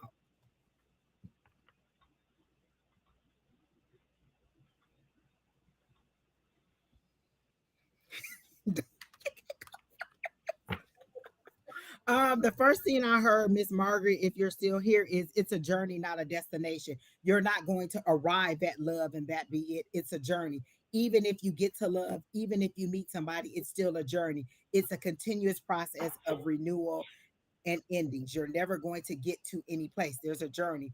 And so it says, what are you to understand about your journey? Just that it's a journey and you're always learning. You're all, like, I had a conversation with somebody today and she was like, I shouldn't have any doubt right now. I said, why not? I said, listen, Jesus in the Garden of Gethsemane still said, look, I know you want me to go to that cross. Like, I get it. But if at all possible, can you take this cup from me? This is Jesus. He got a direct connect to God, and he was still questioning, like, you sure that's where you want me to go? You really want me to lay out on this cross and let these people kill me? Because, like, if it's any other way, we ain't got to do it. He got a direct connect to the Lord, and he was still like, I don't know, like, you sure? He asked him twice. He didn't even ask him once. Like, you want this cup to pass before me and go ahead and go back out there and teach the people? Because I ain't got to go to that cross if you don't want me to. He asked him twice. He had a direct connect to the Lord. So doubt is okay, or not, or learning. You're learning lessons. And if somebody is as close to God as Jesus was, had questions and doubts and wasn't sure of his journey, yours isn't going to be that clear either. You're going to have to learn how to communicate with your higher power and get answers directly from your higher power, because God was like, go ahead to that cross, and he went on there and laid up on that cross even though he didn't want to. So a lot of times we don't want to do what we're supposed to do, and that is me sometimes too. But the Lord be like, go ahead and do it. Go ahead and get up on that cross and let them stretch you out. I'm going to take care of the rest of it on the back end. So you have to understand that your journey is just that, a learning lesson for you to understand and you to accomplish the purpose that you have here on earth. So what is your journey? To learn, to grow, to have new beginnings and endings. So that's what I got for you. Death and rebirth is exactly the card that they're showing to me. You seem to be at a death, which is an ending, and so you're wanting to know what your next step is. It's a new beginning. So that's what they're telling me. Shoot, I'm confused. I'm seeing the comments and I'm like, I'm getting a mix up. I think the comments are delayed because I'm getting like comments that I think fit like a few minutes ago. So oh yeah. Because I'm like, wait a minute, huh? What? Okay. Margaret. Who are you supposed to meet? Who are you supposed to meet? Okay. Lord, have heart. Set your intentions, Margaret. Set your intentions. If you want, if you want a new journey, set the intentions. Make it start happening. Listen to spirit. Listen to what they're telling you. Study. Once you figure out which direction you're going in, study. Make sure that you're aware of what you need to do, how you need to do it, when you need to do it, all those things, what's needed to make sure that you're good at it. Then make it happen. You have to make it happen. This is a manifestation card. When it comes out, don't expect God to do it. Don't expect Spirit to do it. Don't expect Allah to do it, or whatever deity you choose to pray to. Like Bishop Lewis just said, it starts with you. So when she was preaching, this is the card. It starts with you. You've got to make it happen. Set your intentions. Do the work. Make sure you move in the direction you're headed, that you want to head in. And when you do, you'll see that you emerge from this, whatever the funk you're in or the situation you're in. You will emerge from it, and you will see that you're in the right direction. Take care of yourself along the way. Nobody else is going to do it for you. Don't expect miracles, because you got to do it yourself. Why? Because they're telling you it's you. The manifestation card. They're telling you clearly. So don't ask why. Your guardian angels are there with you. They're going to help you along the way, as long as you allow them to. You stay balanced, stay focused, and keep moving forward. And most importantly, enjoy. Enjoy the journey, enjoy the life, okay? The journey is as important as the destination, if not more. So learn, grow, and develop during the journey, okay? And when you finally get to where you're headed, you're going to have appreciated the process it took to get there. If you get it too quickly and too easily, you will not appreciate it, I promise you. That's why the journey is there. And it's part of the contract that you took when you came into this world. Part of that contract was this journey. So accept the journey, move forward, and embrace what's coming ahead of you. But again, it's on you. Nobody else is going to do it for you. Nobody else is going to lift your hand. They're not going to walk for you. They're not going to hold your hand. They're not going to pick you up when you fall. It's on you, but you got this. You know what? Who am I supposed to meet? Like on your journey, or you're disguising a love question in this journey question? Like, oh, on my journey, am I supposed to meet somebody? Whoever you're supposed to meet will be aligned for you to meet. Like, if I was supposed to meet Don, so I met him, but it had to be me going to class, doing what they told me to do. Go to class, Angie. um you know go to the so when me and Keena find out about the crystal shop, we had to go to the crystal shop, then find out about the class, and then go to the class and consistently go to the class, and then I met Don. So you had to have, you have to do exactly what it is that you're supposed to do in order to meet the person that you're supposed to meet. I can't tell you that you're supposed to meet like Bishop Tutu or somebody. I don't know. You're just supposed to meet whoever you are along your journey. And if you're following along on your journey, you'll meet whoever you're supposed to meet. So I don't feel like, are you even clear on what you were asking by that question when you say, who am I supposed to meet? So maybe you need to give me a little bit more clarity on what you mean when you say, who am I supposed to meet? Because I don't know if you mean romantically or just on your journey. You're supposed to meet your guides along the way and allow them, because what they showed me was a temperance card, and you having to be mindful and balance. So that's who you're supposed to meet. You're supposed to meet your guys and allow them to tell you what to do and allow them to help you along your journey. It's an help. It's not them just dragging you and making you do whatever you want to do. Like, you know what? You gonna be a doctor, and damn it, you about to go to med school, and that's just what you gonna be. What is it that you want to do? And that's what you do. All right. So who's next, Keena?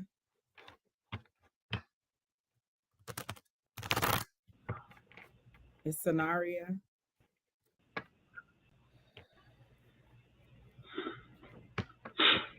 Let me say this.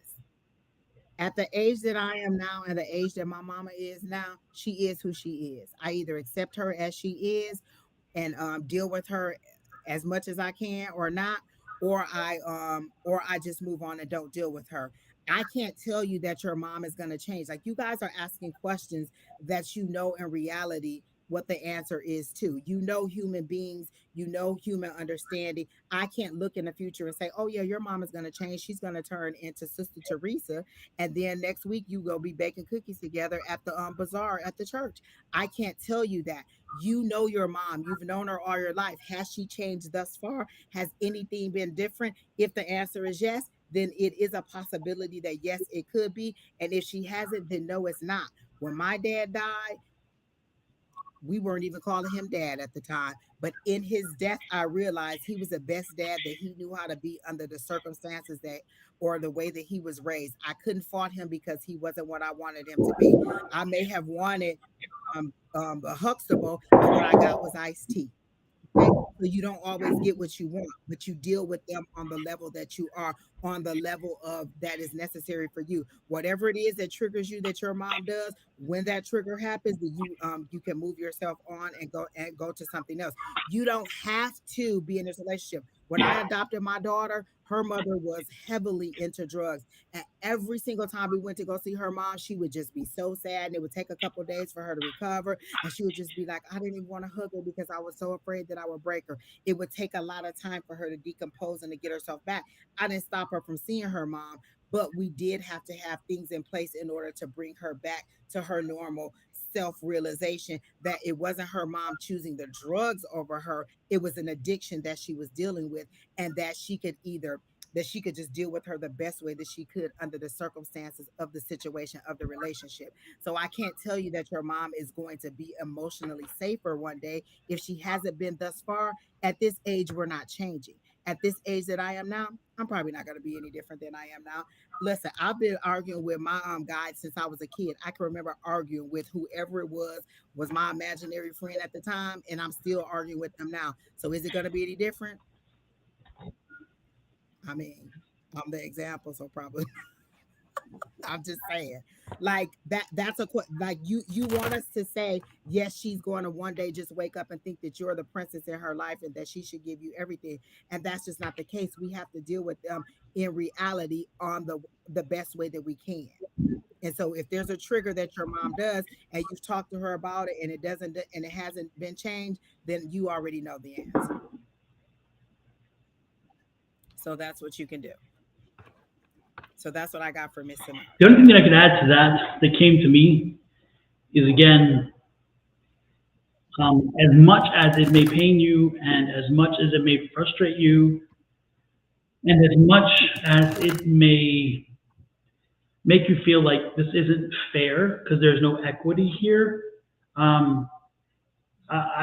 I think it goes back to kind of what Angie was saying. It's come thinking because Angie's message is ringing in my head too, and it was the same thing. And that is you can't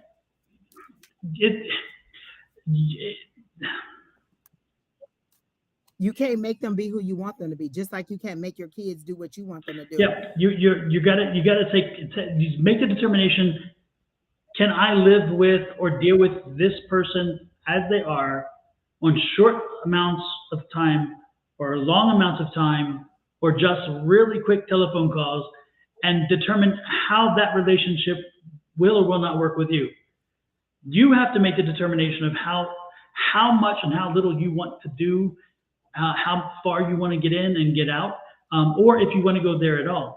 But if you're looking to someone else to satisfy the changes you need them to make for you, then you are asking a major haul that it will not happen, because again, you're asking them to make changes that will make you feel comfortable, feel happy, feel loved. And guess what? Even if they were to make those changes once or at one point, they're going to get back to who they are. So your question should be to yourself, knowing the individual that I have now as a mother, as a father, as a brother, as a sister, how can I utilize my time in a way where I get enough benefit with the interaction and not get to the point where I'm frustrated to hell and back? And if you find that is a short period of time via only phone calls, then make it only phone calls. If you feel it's a time for a day visit and nothing more, let it be that. If it's a weekend visit, or if it's no, they are toxic, they are not good for me, and especially if they're not good for my children, then I will not have them in my life.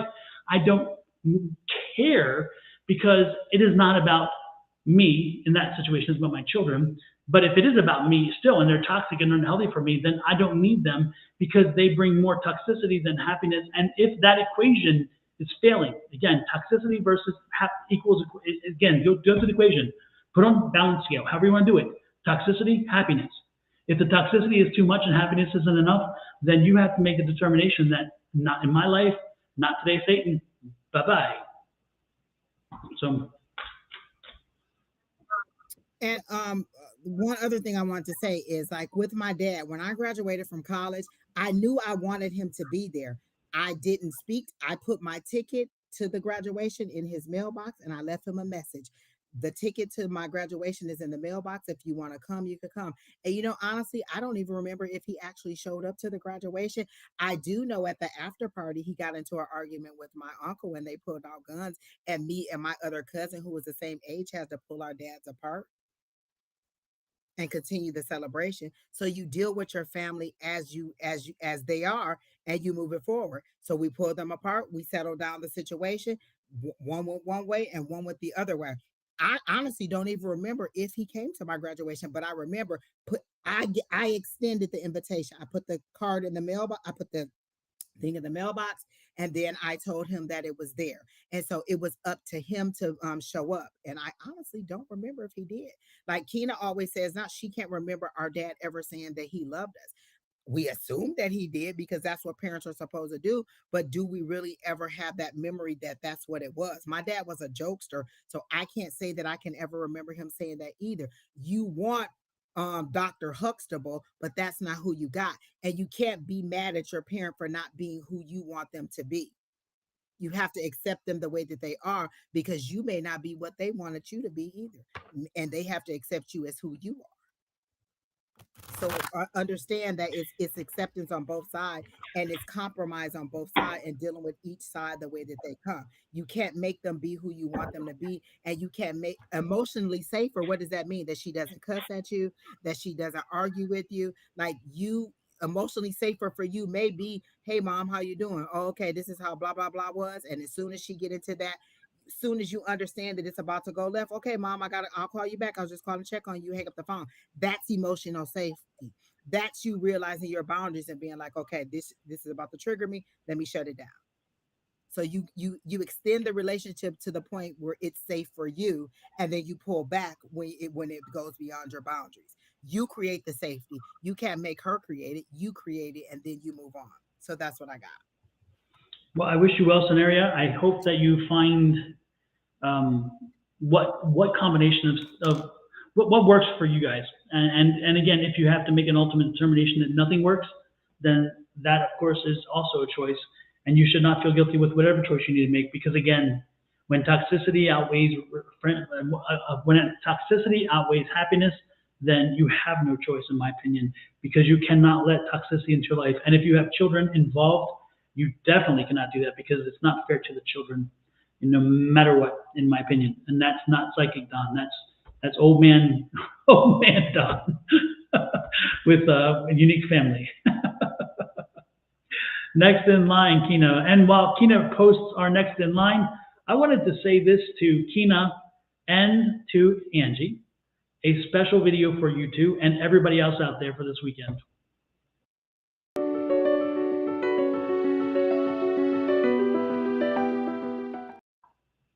Happy Mother's Day. Oh, I love that, Don. That was so pretty. You always surprise us and do such great stuff for us. I love it. I love it. I love it. I love it. You guys are two of the best moms I know. And I mean, your kids adore you. And they also sometimes are frustrated by you, which tells you you're doing something right, because they're not running over you, which is wonderful. And listen, I will have Brandon in a headlock. Just so I know it. So and yeah, and you do a lot for those kids, and they know it, which is wonderful. So I'm telling you, you guys are great. So you deserve that. Thank you. Even Miss Linda said, "How sweet." And Miss Linda, we know you absolutely like she is all. Yeah, that's for all the moms out there as well. Yeah. Let me hit it one more time. This is to make sure clear. Everybody, this is also for all the moms out there. Okay.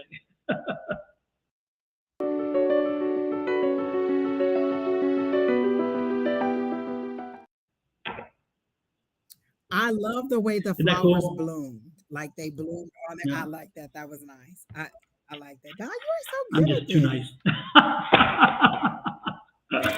Next is Samantha Madigan. All right, Miss Samantha. She says, "General, you know what, Samantha? You my favorite person right now because you ain't asked for no love and you ain't asked for no emotional stuff and you ain't make me just want to melt into this chair. Like a general reading, I can take that, honey. I can take a general Exactly. reading. So let's see what we Hey, I got. want to thank also, folks.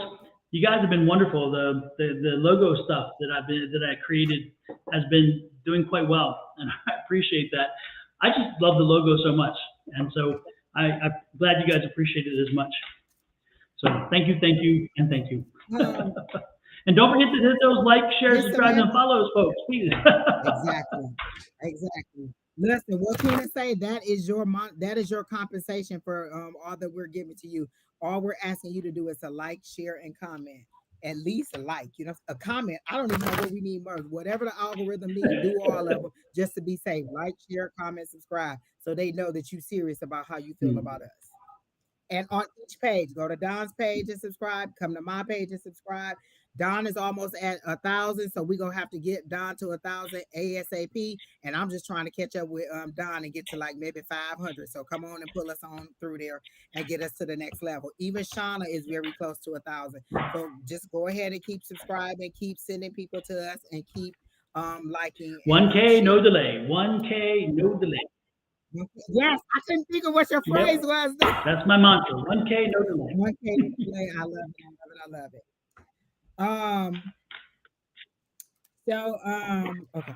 Samantha, the first thing they showed me was a dove, and that you're trying to get to peace and tranquility, like you're tired of all the drama. So the backdrop is like a hell, like hell. It's like an explosion, like maybe you've already had your tower moment and everything is in ruins behind you, and there's one little dove that is coming through there, which is the symbol of peace and tranquility in all this darkness and ashes and brimstone and all this stuff that's going on.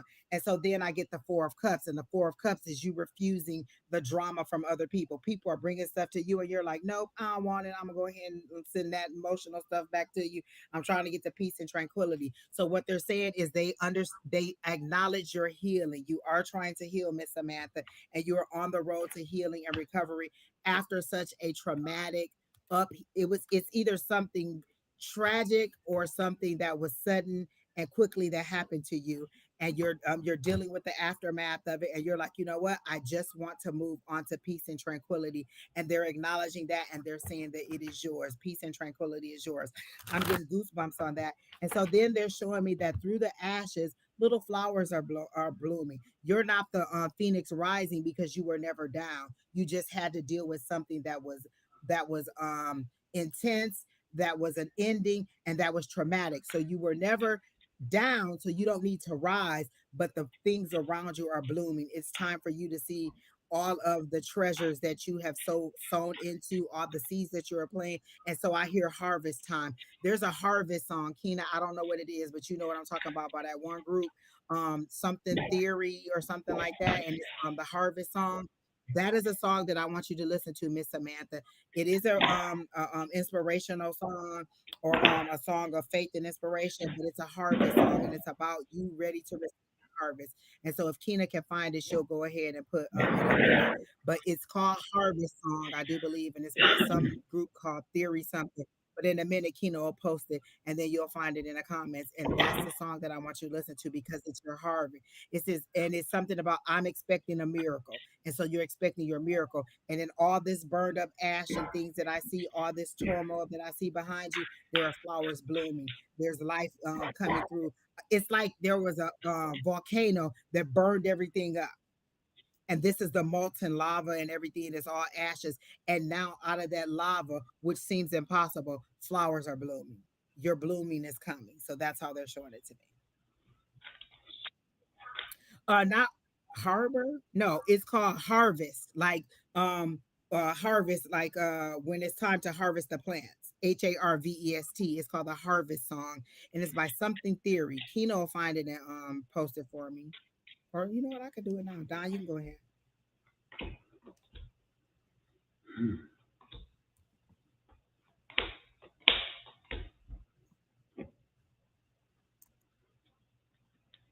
Oh, Samantha.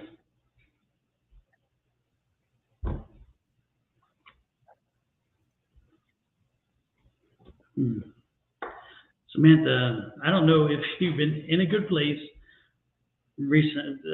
Yeah, I'll put it this way: the cards are telling me you have not been in a good place in a while, and you're just frustrated because you're like, okay, you know what is it? What more do you want from me? What more do you want from me? And so you're kind of, I get this feeling of I get this feeling of anger and discontentment and frustration that has been part of your life for a while. And you're thinking, you know what, I'm doing the right things. I'm trying to be as on point as I can. Somebody trying to fulfill what they believe their, you know, their I don't know, their contract, their life contract or whatever. And it just feels like you just feel like every step forward you take, I get this feeling of two steps back. But you know, Archangel Michael is there with you. So know that you're not alone. You're not going through this alone. And you are finally emerging from this. You're coming into the light. You're finally coming again out of this morass, out of this kind of like honey or mud.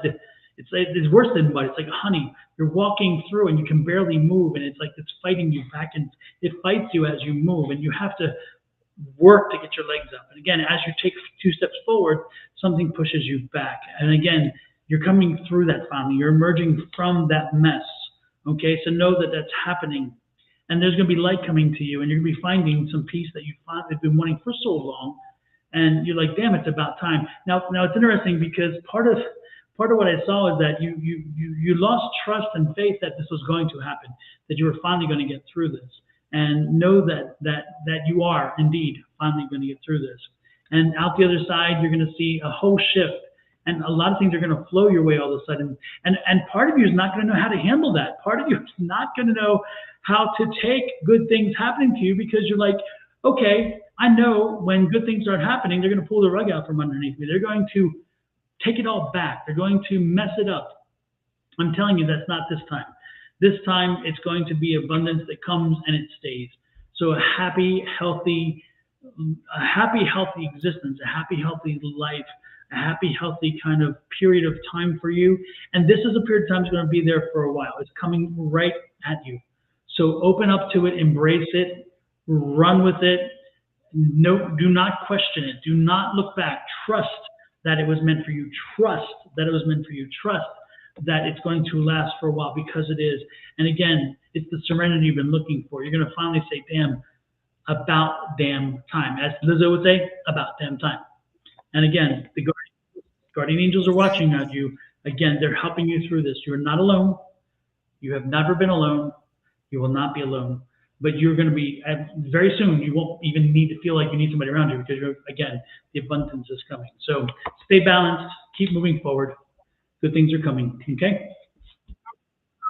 And I don't know if you saw the link that Keena posted in there to the song. She posted it in the restream, so I don't know if it went to Facebook. But on my Facebook, Samantha, I posted the song, and I don't know if you're on mine or if you're on Don's. But Keena said she did post it, so I also posted it too. So the song is in there. It's a really nice song. It's really uplifting, and it's really upbeat. A lot of activity in my apartment, in my complex. I'm trying to see what's going on out there. My bad. But so that's what I'm getting for you. Listen to that song, and that's what I heard. Like, just everything that Don said is actually, it's coming. And so that's what I got. So who is next?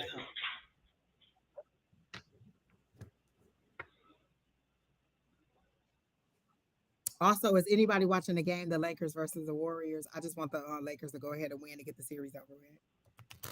I only watched a little bit last night. They're playing right now. It's 54-56, and the Warriors are winning. But that's okay. It's only the second quarter. You're welcome, Miss Samantha, and I hope that helps. Both of you did have a tower moment that I had a tragedy happen and have given me hope. Okay, good.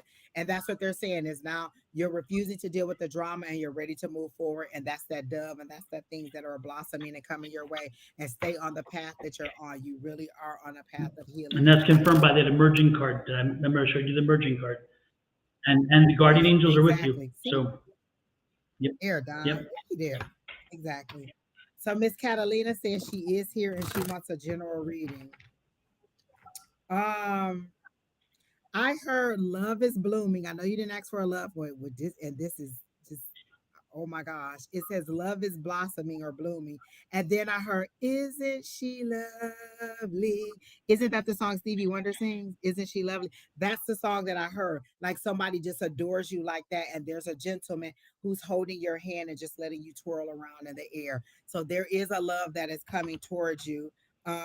It's a summer romance that I'm getting because it's really warm and you like have on no sleeves on your dress or on whatever shirt or thing you have on, and it's just you just being like in la la la. Everything is moving in slow motion because you're so wrapped up in the romance of this situation, and it seems to be a good thing. I heard equal footing. You'll be on equal footing or equally yoked is the words that they're using for me for you, Miss Catalina. So I do get good things and love for you, and lo and behold, I guess I'm not the Grim Reaper all the time for love. Um, I heard she got over her daddy issues, so it looks like you resolved your daddy issues, and you no longer need somebody to take care of you like your dad would. You've realized that in your adulthood, your power, your sensuality, your sexuality, and they're showing me the Empress card. So you've realized who you are. It's like you took notice and was like, wait a minute, I got a whole body right here that is mine, and I look good in this body, in this skin. And so now that's the image that you're portraying for him, like the pheromones that are coming for you of that of self-love. And so because you are presenting self-love, you're ready to receive love, somebody who wants to love you. And so all I keep hearing is, isn't she lovely? So that's what I got for you, Miss Catalina. Catalina, my question is, where does the baby come in? Who's, Woo, yeah, I'm getting the baby. baby. Lots of baby energy. Isn't she pregnant now? Yeah. It's like, Oh, she said she just celebrated her 24th. Okay, so that's the okay. He adores you. Okay, then that's what I saw. Somebody literally adoring you. Okay. Oh, she said my granddaughter.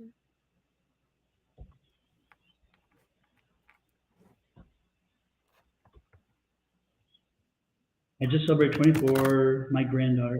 So your granddaughter's, is this a new baby that just came?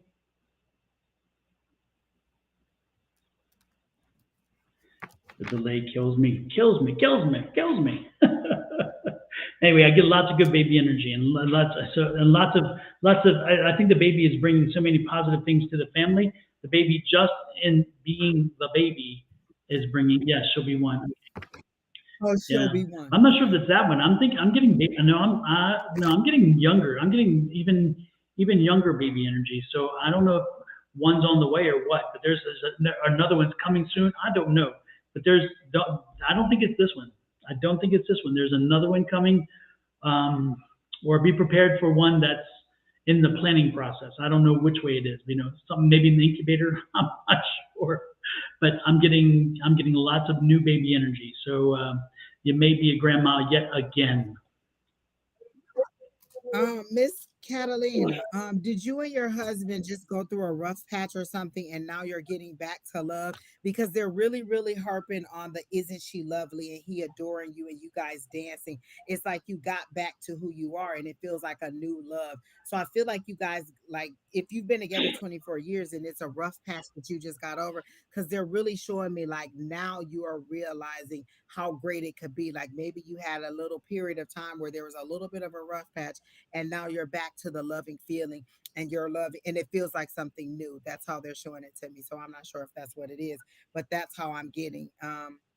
Having issues with my daughter and barely got to see her again. um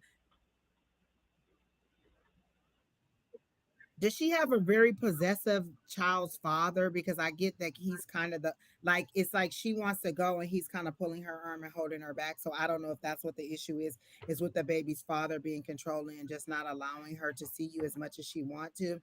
But they're showing me like a rough patch and you guys getting back to love. So that's what I'm getting on that.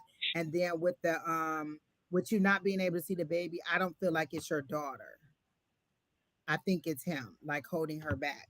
And he seems to be very aggressive. I don't want to say that there's any kind of physical abuse, but he does seem very aggressive and he does seem very possessive and very much wielding his power over her in the relationship, that she does what he wants. And so if her behavior seems different, it's because of this relationship and not because she doesn't love you anymore.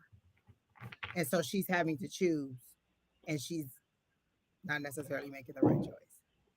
Okay, that's what I got for you, Miss Catalina.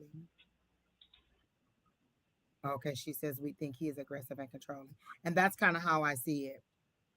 And so you can't tell you can encourage her and let her know that you're always available to her, but you can't make her leave until she's ready to go. You can tell her, you know, that you're always there. You can help her with the baby. You can do whatever, and that you're always there for her, but you cannot make her go until she's ready to Catalina, go. do you have 2 boys and a girl?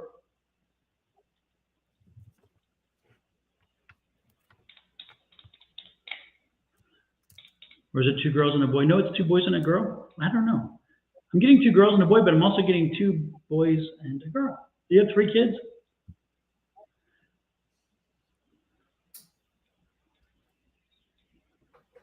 One boy.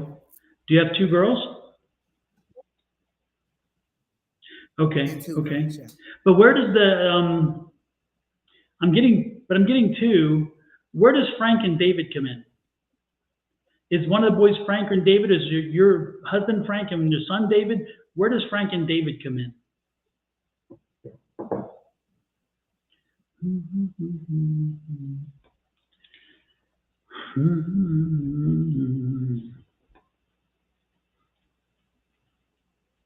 Are they? Is that one of the Is that grandchild? No, he's a granddaughter. Frank and David. Okay, I'm getting Frank and David. All right. I thought it was your energy, for you, Frank and David. But if you only have one child, then Does anybody know a Frank and David? Say again? David? I said, does anybody in here know a Frank and David? I had uncles, and that was their name. And they crossed over?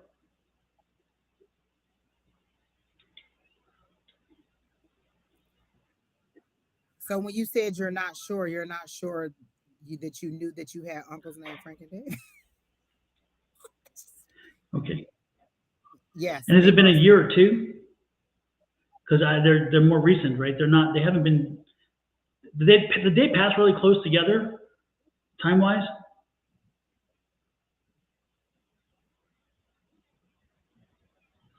Did one have like a goatee? I don't think it's a full beard. I'm getting goatee. David. So David had the goatee, or did David pass a year or 2 ago? Was 2 years ago. Okay, yeah, okay. That was David. And Frank, when did Frank pass? Because Frank was gone before David. Yeah, Frank was gone before David, correct? Was 2 years ago. So did Frank and David both pass 2 years ago? Can you say yes, Pastor? When you say yes or no, can you qualify each yes or no? So, because I realize I wind up asking too many questions because I am impatient. So Frank passed when he was a kid, when you were a kid, and then David passed just 2 years ago. Okay. Now they're showing me 4. Why are there 4? Were there 4 brothers? And they were all your uncles? Are these all your uncles? They're not your brothers, right? No, they're uncles, right? Okay, so there's 4. You have 4 uncles. Frank passed when I was a kid, and David 2 years ago. Yeah, okay, thank you, I appreciate that. Do you have 4 uncles though? Yes, you have 4 uncles. And did all 4 pass now?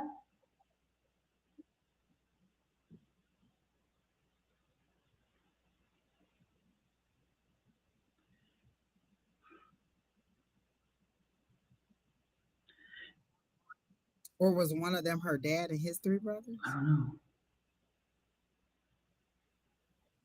Okay, so all 4 of them on the other side. Okay, so David went home to them.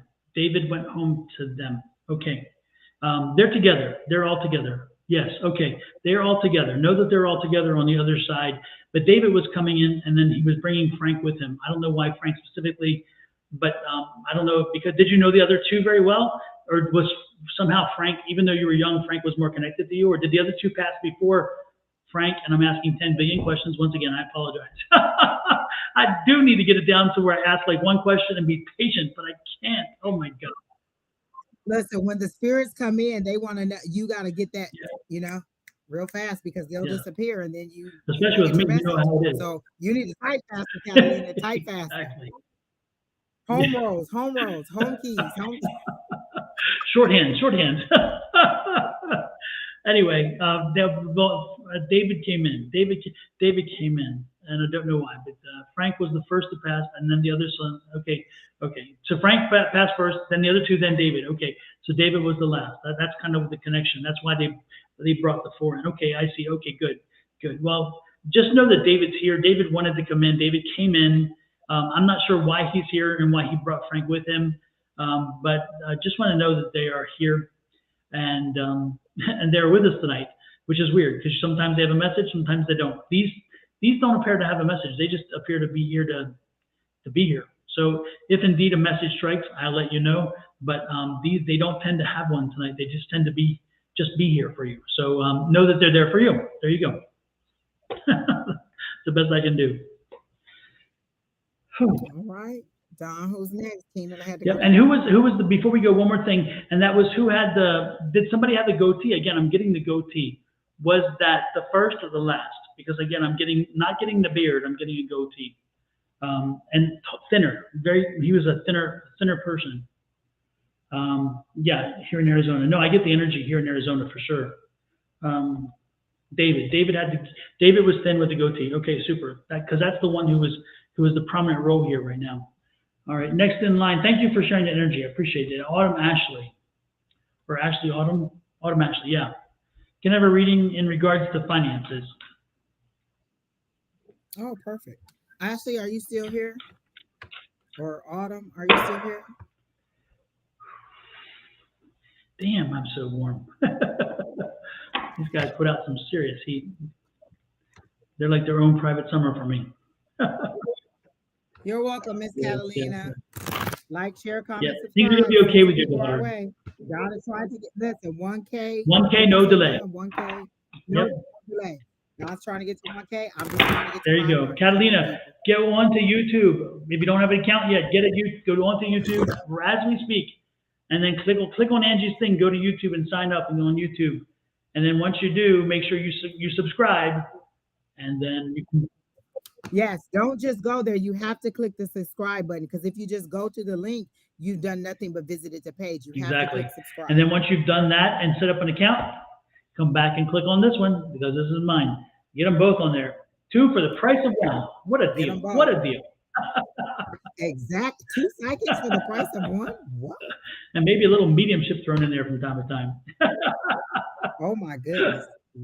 Next in line is, who did I say it was? I don't even remember. Yep, that's right. Autumn Ashley. Miss Autumn, are you still here for your finances? Because I hear a register or some kind of like the money, like when you win money, like at a casino or like some kind of machine gun. Like I hear money coming to you, and I heard unexpected money. I hear delay is over and unexpected money coming in for you. So your finances are going to increase very it's like a ball of money that is coming towards you. And so you're going to get an unexpected payout from something. Like it seems like a check in the mail. Maybe it's a refund from something that you weren't aware of, or that you pay for something. Like they're kind of showing it to me, like, you know how you sell a house and you had already paid up your insurance for the year or whatever it is, and then you kind of get a refund after the sale of it or whatever it is. So it seems like a check that is coming to you. And I see the words 420. I see the number 427. So that's either a lottery number to play for you to win the money, or 427 is the amount of the check, and the check is blue. It's a light powder blue color for me. And so 427, I don't know if that's significant to you. Like, so that's either the lottery number to play, or that's either the amount of the check that's coming your way. So that's what I got for you in regards to your finances, Miss Autumn. I get for blessings coming your way. So continue to ask for them. That could be the lottery we're talking about. Lord knows you've been wanting it. You've been focusing on it, trying to improve yourself in that regard as well.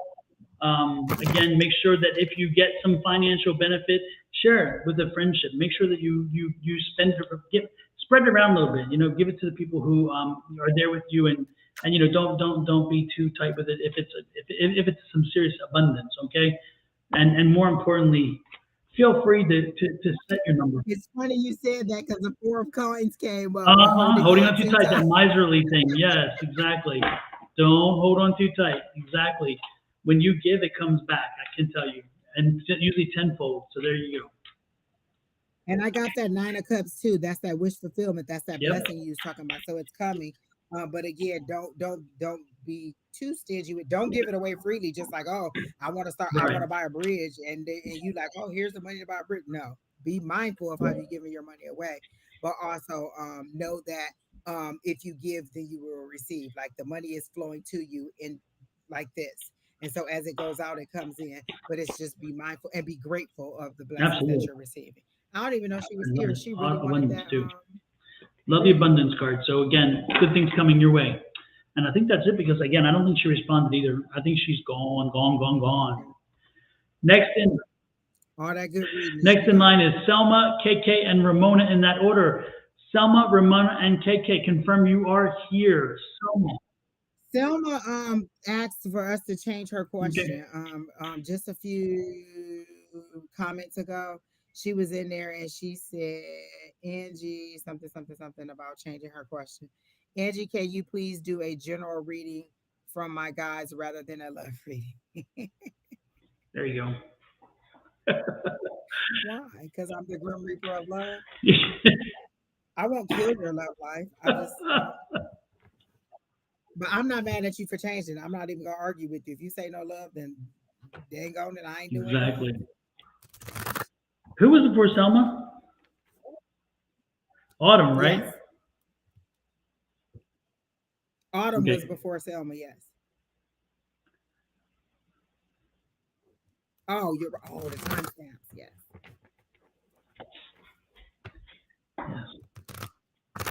All right, and so then Miss Selma.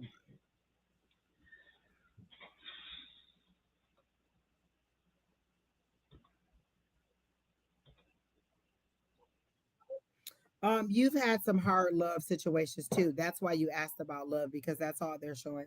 That's all they're playing for me is like you've been beat up by love. You've had a lot of hard love situations that have really broken you. Like they show me you as a mosaic art, and you've been broken. You're still a whole picture, but there are cracks in the picture. So it's a mosaic.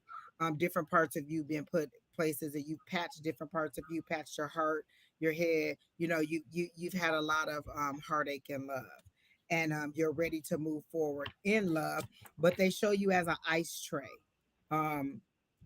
You come out as an ice tray, and like somebody cracking the ice tray and trying to get the ice cubes out, but it's one of them. Oh, y'all remember the ice trays back in the day? They had that little lever you had to pick that silver kind of aluminum one. Yes, that's how they're showing. Dang, that's some hard. Listen, that was not the easiest thing to use, and so that's how they're showing you in love. Like you're still cold-hearted on love, or you're still a little bit frigid when it comes to love. And although you think that you're ready for it, you're still a little ice cold toward people, like you're giving them the cold shoulder. And you think that you're smiling and looking lovely, and what you got is a picture face, Angie face. Like you think you're like, yes, and you're like, and so what they're saying is you're still a little bit icy toward love because of things that have happened to you in your past. And until you melt some of that hard exterior and move forward, like you're way in the past, because that ice tray that they were specific in showing me that kind of ice tray because it's way back in the day. So these are things way back in your past, like you're still way back in the past with love, and you haven't totally moved forward. Like even with the dating, the way that people are dating now, you're not really up on the way that it's going, and they're saying you need to be a little bit more advanced and understand the things that are going on, the schemes, and also the not necessarily schemes, but just the ways that people are dating now and all the different ways that you can date. It doesn't have to be that you meet them at the church bazaar. You could meet somebody online. You could meet somebody at the supermarket. You could meet somebody at the gas station. And so what they want you to know is that you need to be open to all the different avenues of love, um, for your life or for you moving forward. And they're showing me two gentlemen, but they're not showing me because they're not fully formed yet, because you haven't decided what you want in love. You want love, but what do you want? I always say, I used to say, I want to be in love. Um, or I want to be in love. And so then I start saying I want to be in love with somebody who loves me. And then I start saying I wanted reciprocal love. I wanted where we were giving back and forth to each other. Because you can say that you want to be in love or you want to be loved, and you could be in love with somebody who doesn't love you, or you could be loved by somebody who isn't free to love you fully, like a married person. And so what they're saying is they're showing me two guys, but they're pixelated. Like I can't see their whole body. I can see the top half of them, but the bottom of them isn't completely done, because maybe you haven't defined what you want them to be. And so until you define what you want them to be, then there's nothing that can come towards you. You have to define how you want to receive love and know what your love language is. My love language is doing actions. I need to see your actions. You can tell me all day that you love me. You can tell me all day that you miss me, but if you don't make time for me, then that for me is the show and tell. So I'm a person that likes to see action, whereas some people are the people who like to hear the words. And it's okay with hearing the words, but you also need to know what your love language is and how you want that person to express them to you, so that you know early on whether this is something that you want to pursue forward. So love is coming, but you have to be ready to define what you want that love to be, and then also understand that are you those things also. So that's what I got for you, Miss Selma.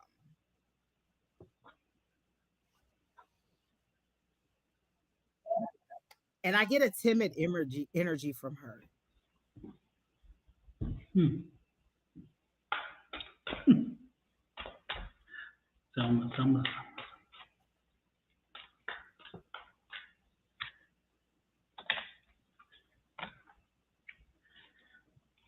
Selma Dream. Selma Dream. Look at this. You have the enchantment card. Selma, let loose. Open up your mind and allow yourself to dream. Allow yourself to think big. Allow yourself to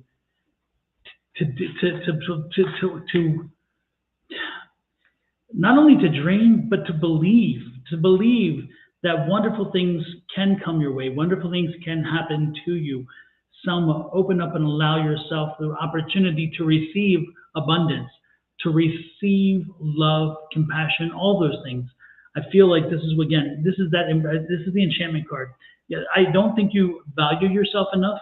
I don't think that you have given yourself enough breaks in life. You're kind of hard on yourself, and often you take blame and responsibility for other people and their actions and behaviors when it's not your fault.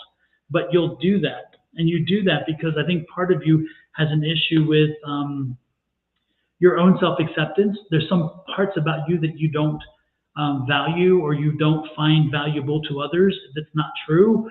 They are very valuable to you and others, but for some reason you feel that some of the strengths that you have are actually weaknesses, and I assure you that's not the case. So right now you're going into a period of being divinely guided. Again, allow the divinity to lead you through their own timing. This is not of your timing. This is their timing. And ultimately, you're going to find not only the right course you should be on, but that is going to set you into a new romance. And so a new romance is coming, even though you didn't ask it. A new romance is coming. So dream big, because in the dreams, reality starts. So be true to yourself, be honest to yourself, and allow yourself to open up. And ultimately, you're going to find that peace and serenity. Okay? So again, open yourself up, allow yourself to appreciate and respect the fact that you are valuable. You have value. And once you find that value in you, others will find it as well. Okay? That's what I'm getting for you, Selma. Next. Anything else you want to add there? Um, I was reading what Angels Will Fly posted Mm-hmm. for Selma.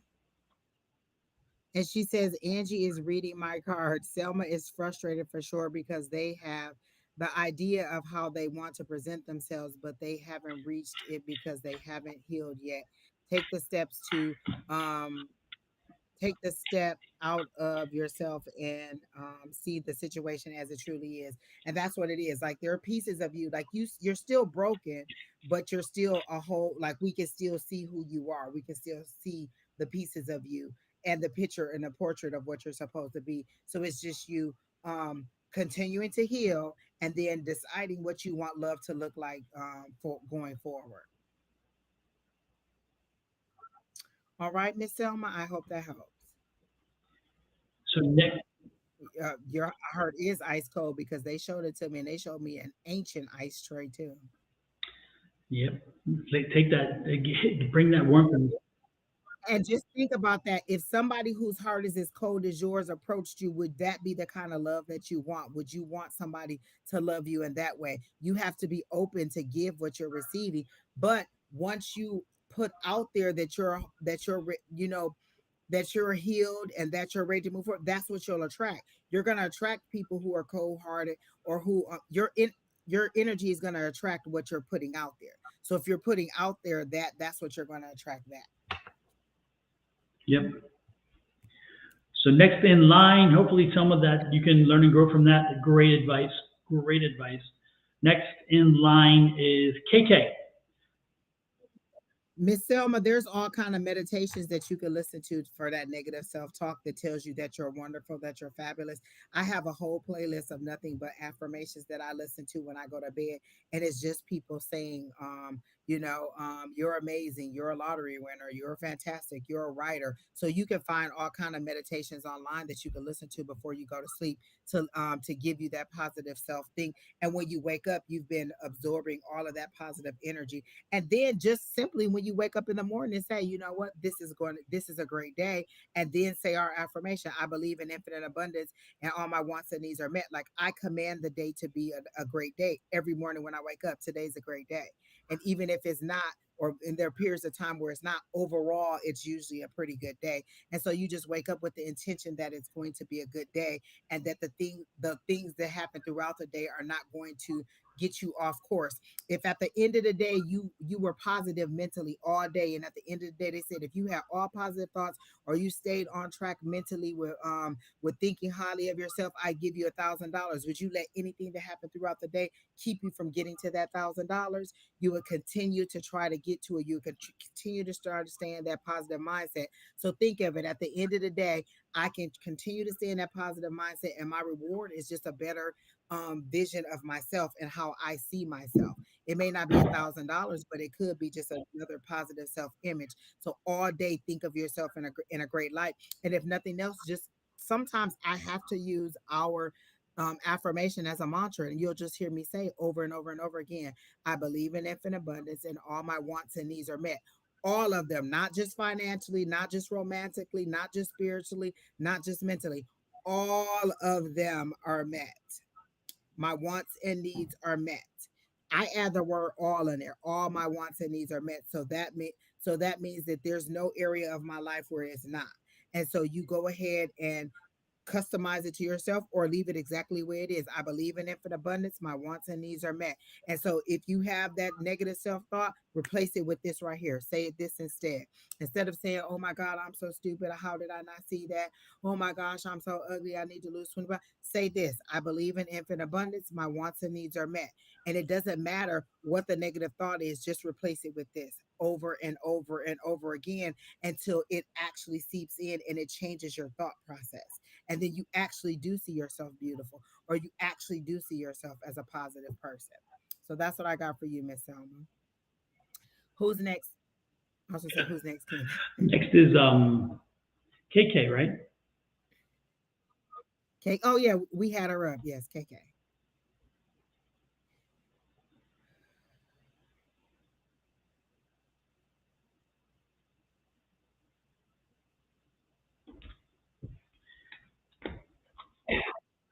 Have a good night, angels. Thank you for hanging in there with us. It is almost midnight where you are, so I get it.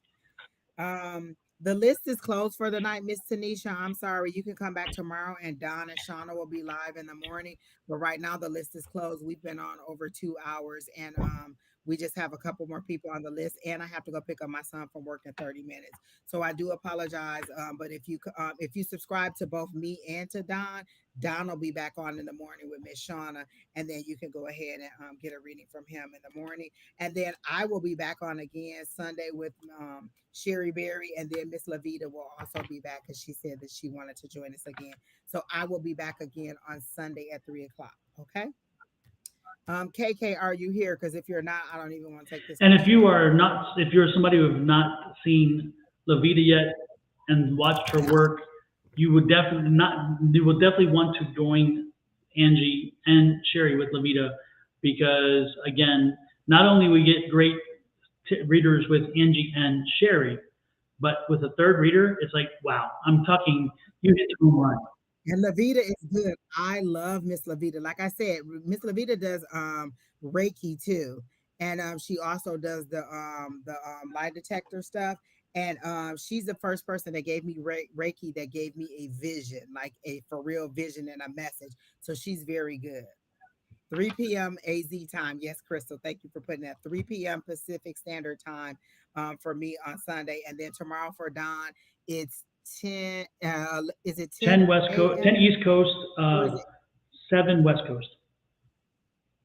There you go. Yes, 7 o'clock East Coast time, and then 10 o'clock. No, 7 o'clock West, our time, 10 o'clock their time. The back. Yes, however. We'll get it right. We'll get it right. It's all good. KK did not respond.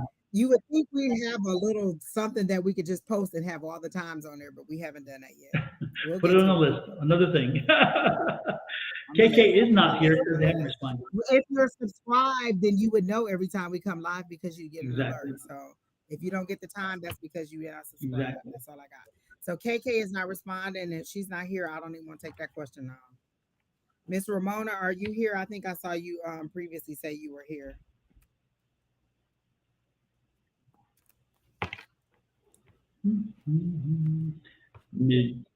Miss Ramona, are you still here?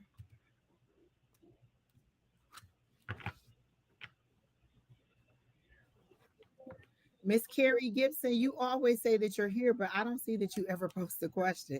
It's nice to know that you're still here, but you never post a question. And so if you don't post a question or that you want a reading, then we don't put you on the list. And I always see you saying I'm here. But if that's just to let us know that you're here, we're glad that you are there. But if you want a question, you have to let us know so that Kina can pin it. But right now the list is closed. Miss Ramona, are you still here? I think Ramona has taken her tent and went camping elsewhere.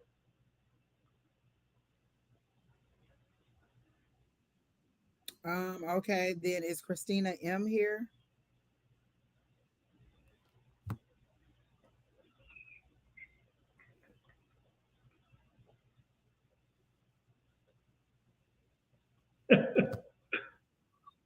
Oh, Christina's here. Okay. Happy birthday to you. Oh, we did Christina Maldonado already, though, didn't we? Is that who the uncles came in for? No, that was Oh, that was Catalina. That was a Catalina. Okay. Catalina, yeah. Jack Mac, the list closed like 20 minutes after we started, so we've been. Ramona says she's here too. Ramona, you almost missed it, honey. I'm going to have thing coming in my life. Okay, I'm not even going to address that, Miss Carrie. So Ramona. Jack Mac. I remember Jack Mac posting this question, but the list was already closed by then. It was something about is he going to get a response from Snap-on Tools? I mean, you already got a response, so the answer is yes. You said I received an email from them.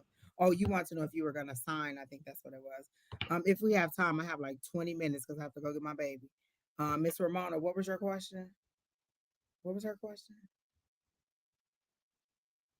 I removed it already, so I don't remember. I think it was just general. I think it was a general, right? Yeah. Oh, it was general. Oh, general. Keenan said it was a general. Okay.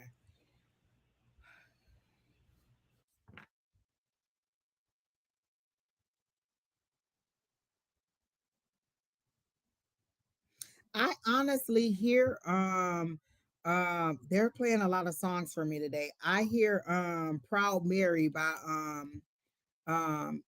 Tina Turner. Is that what it is? Proud Mary? Yes, Tina Turner. Of course. How could I ever forget? And it's the rolling part, that part that she does on the song where she's rolling and she's getting the momentum. And so that's how they're showing me, is that you're actually getting some momentum and moving forward, and you're rolling forward in order to start making some progress forward. It's been a painful road, because if they're showing me this, it's kind of that Ike and Tina situation. I don't know that there was any abuse, but you've had a lot of turmoil and a lot of heartache in the past. And so they're showing me Proud Mary, like you actually kind of getting the boat rolling and you moving forward. And then the song that I hear is Mary, Did You Know? Like, did you know that you could give birth, or that your baby boy would heal the world? So you have a gift that you need to give birth to, that not necessarily a child, but you have a gift that you need to give birth to that would help, or that is necessary in the world. So it's something creative. They're showing me flashes of color, so it could be drawing or painting or something artistic, but there is something that you are holding back, that you have not birthed or allowed the world to see, that could be beneficial to those who are around you. They keep showing me I keep hearing the Proud Mary song, and I keep seeing the momentum. So it's been very, very slow. It's slow, but not steady. It's been a bumpy ride for you, and you've like they're showing me the 9 of Swords. So that's that in your head energy. You're overthinking it too much. It's keeping you up, or it's keeping you stuck in your head, and you're not having any movement. The word I hear is paralysis, analysis paralysis, where you're over analyzing too much and you're not taking any action. So your momentum is slow, and you need to pick up the momentum, and you need to go ahead and get this ability out that you have, because it is necessary. And that is the word that they used, was necessary. So that's what I got for you, Miss Ramona. Super, Ramona. Let's see what I got for you here.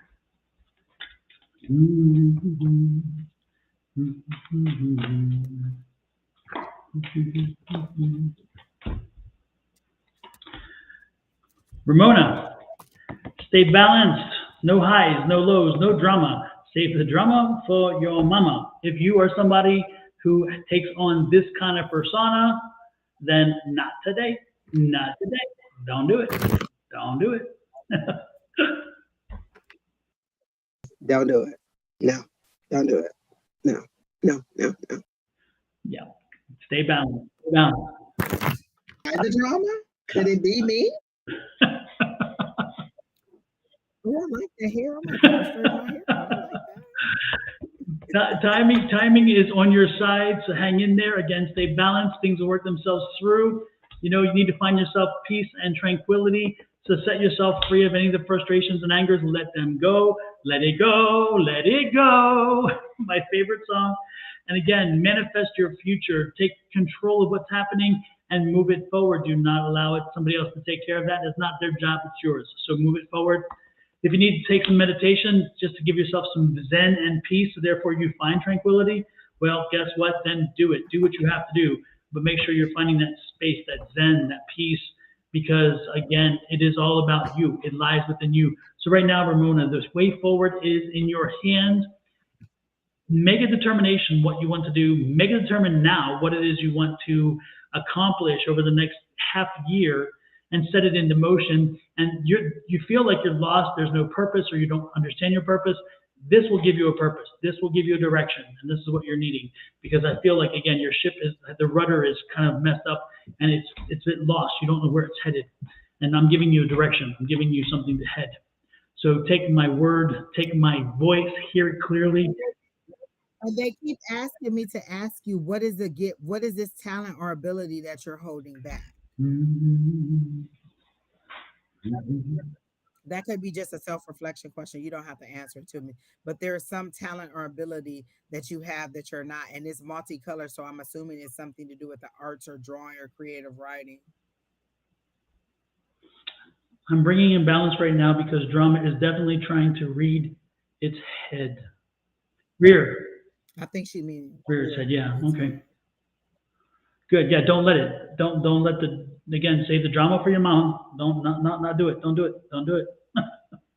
So Absolutely not. He just said it. Don't do it. exactly. Don't do it. So anyway, yeah, keep focused. Again, don't let it in. It's not healthy. It's not healthy. So I hope that helps you out, Miss Ramona, and I hope that you actually move forward on whatever it is and stop over analyzing and overthinking it. A lot of the drama that they're saying, like Don said, when he said, "Am I the drama?" is you in your head creating scenarios that may or may not happen. And one of the quotes that they're bringing back to me is, "Worry is oh, your art and your music." That's why they showed it to me like that. And what they're saying is. One of the things that Joyce Myers used to say, worry is a down payment on something that could never happen. Like you're playing these scenarios out in your head and it's something that could never happen. And you've wasted all these moments of your life worrying about something that could never happen. So your art and your music, that's what you need to carry forward. Yep. Yep, that As was I said, music. music. Yeah, and that's what she said, her art and music. And they showed me it was something very um creative that she needed to like that's how they showed it to me, Doc. It was colorful, so I knew it was art and music. And so they're saying get it out there, you're overthinking it, just present it. Like even if you just post some stuff online for people to see, like literally Megan from our class, she was posting her art on there and I was like, oh, what's that? I bought two things from her. And then one of our other members, Miss Elizabeth, she painted something just um she was having a day and she just posted it and I loved it and asked her, could I buy it from her? So you never know what people want. Like you may see it as just this, but other people may see it as something fabulous. And I have all these pieces for my meditation room whenever I get ready to move. And it's just artwork that people posted. And I was like, oh, I think that's nice. And I bought it. Okay, Miss Ramona. I hope that helps. Who's next, Keena? Chris, was it Christina or something like that? Miss Madeline, Don will be live in the morning at 7 a.m. Pacific Standard Time and 10 a.m. Eastern Time. And so if you want to ask your question in the morning, Don and Miss Shauna will be on, and then you can ask your question. And then Sunday, I will be back on at 3 o'clock with Sherry Berry and Lavita. Miss Christina, did you repost your question? I think Don asked you or somebody asked you to repost your question.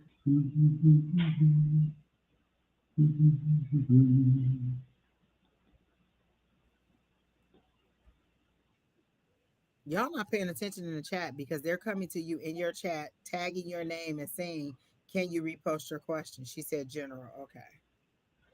All right, general.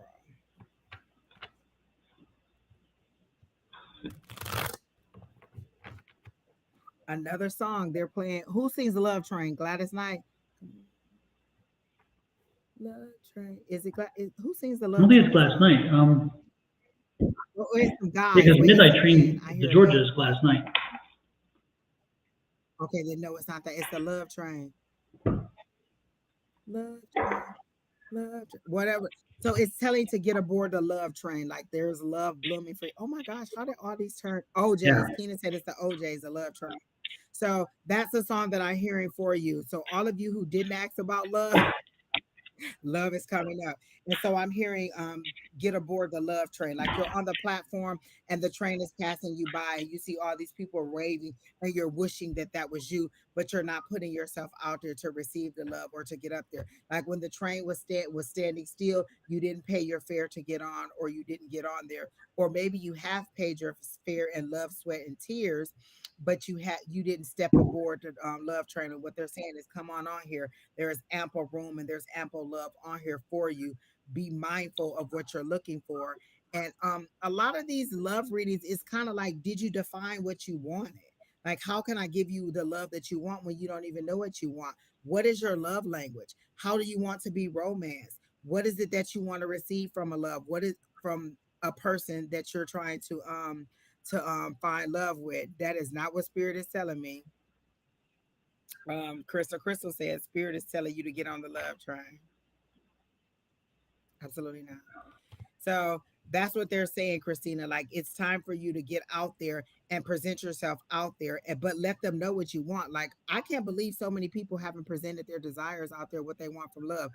My guys ain't never gonna ask me how tall he need to be, what color he need to be, how deep I want his voice to be. Like, I know what it is I want. There's also one of the people who who is a part of our psychic squad. She has a love journal, and she's she's written about the dates that she wants to go on, the kind of music that they share, the kind of conversations that they have. So have you defined the things that you want so that the universe knows what you want and not always what you don't want. I don't want somebody that's this. I don't want somebody that's that. And so what they're saying is, tell us what you do want. We know what you don't want. We know what's not desirable to you, but what is it that you actually want? How do you define love so that we can bring that to you in the way that is pleasing to you? Because how I define love and how Don defines love isn't the way that you define love. And so they're telling me the love train is passing you by because you just won't step onto it and you won't move forward because you're frozen in the pain of what you've dealt with. A lot of people are so timid about being hurt again that they don't want to move forward. Well, how many times have you fallen and you still got up and kept walking? You didn't stop walking because you failed one time. You kept going. And so just because something didn't work out the way you wanted it to the next time, then you learn your lesson and you move on again and again and again. And so all those relationships were lessons of the past, not weights to anchor you down. So you're allowing them to be weights to anchor you down, or you're allowing them to freeze you in place instead of allowing them to be lessons that help you to be wiser going forward. So that's what they need you to be, wiser moving forward. So that's what I have for you. Hi, Arkesha. Hi, Jashawn. Nice to see you all. Jashawn, I got yes if you study. As long as you stay on the path that you are studying, you will get good marks. And I actually see an A, like a high honor. I see for you, Christina, I see you're in a period of spiritual growth, a spirit, you've had a lot of questions. You've been questioning religion, you've been questioning why things are happening, how they're happening. You're doing a lot of questioning about how things are happening, why. Um, and sometimes the questions don't have answers right now. And so sometimes you have to surrender and release, knowing that eventually the question will be answered, but this may not be the right opportunity, the right time to have that answer. And so you have to believe and trust that the answers will come to eventually, but not on your timing, on divine timing, when they're ready, when spirit's ready for you to understand. Because first of all, you may get the answer you are seeking, but you're not ready for it yet. Or you could get one that you don't understand yet. So again, sometimes what we need to hear and what we want to hear are very different things. Sometimes we need to be prepared. We need to go through something or otherwise. But know that guardian angels are with you. You are protected. You are being watched over. You need to get out of the house more. You have got to get out of the house. You got to, and that's part of the healing and grounding. You got to let a lot of energy go and burn it off by doing some walking.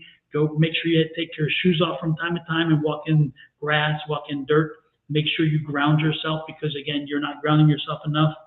You're being told this in dreams. You're just not listening, because again, it doesn't seem to register as in what you need to know, but there is. And again, divine timing. Again, divine guidance and divine timing. So Christine, know that, again, embrace the spiritual growth, learn from it. Know that you can't know everything right now, but eventually it will come to you. The clarity will come, the answers will come. This is not the time to know everything. So accept the fact that we are human and that you will know in due time what everything is about. Most importantly, get out and ground yourself and find yourself a place to let yourself burn off some energy. And therefore, you can accept the not knowing. Because again, when time comes, you will know it all. But this is not that time. Don, you told her to get outside to get out, and she said, "I've been doing yard work." So who are you planning on meeting? Like the Roto-Rooter guy? Like what is that? Like yard work? I am not attractive when I'm out doing yard work. So who are you expecting to meet when you outside doing yard work? Come on now, honey. The magic man. But then when you were saying the answers will come, a lot of her questions are why? Why did this happen? Why did this happen? And one of the responses I got was that you allowed it to happen. people treat you the way you allow them to. You teach people how to treat you. If you tell somebody that you have to get up early in the morning at 6 a.m. and that you go to bed at 10 o'clock, and they continuously call you at 11 o'clock and keep you on the phone till 1 o'clock, and then you're have a poor performance at work, you taught them that even though you have a boundary or a bedtime set for 10 o'clock, if they call you after that, you're going to talk to them, and and allow you to mess up your day. So you set the boundaries. They're going to do what you allow them to do. If you say, I don't lend out money, but then every time they ask, you give it to them, then for them, yes, you do lend out money because you keep giving it to them. So you teach people how to treat you. So if you don't want them to treat you that way, then you need to set boundaries and not allow people to treat you that way. And so the question isn't why they did it, that why did you allow them to do that to you? All relationships are reciprocal or have some kind of give and take. So if you're giving me something that I don't want, I'm not going to take it. I'm going to push it back. I always tell people I'm the only one or I'm not at all. I don't want to be a part of a harem. I don't want to be a part of your biblical tribe or whatever it is you have going on. I just don't want to be all mixed up in your sex soup. Okay. So what you need to do is either I'm the only one or I'm just not going to move forward with you. And that's the boundary that you set. Does that mean that a lot of people are rejected? Yeah, it does. But does that mean that the people who last are the people who are the cream of the crop? Yes. You decide how people treat you. And if you're going to allow them to treat you that way, that's why. You don't have to keep asking why, because you allow them to treat you that way. And that goes for a lot of people who are online when you're like, oh, why did this happen? Or why didn't he come? Because you allowed it to happen. Whatever you allow, that's what's going to happen. And so that's the last message I have because I got to go get Brandon. Well, with that said, everybody, it has been a great and wonderful evening. Good energies throughout. Thank you all so much for coming in. Thank you, Kina and Angie. And again, before we go, for all the moms out there, this one is for you and Kina and Angie specifically.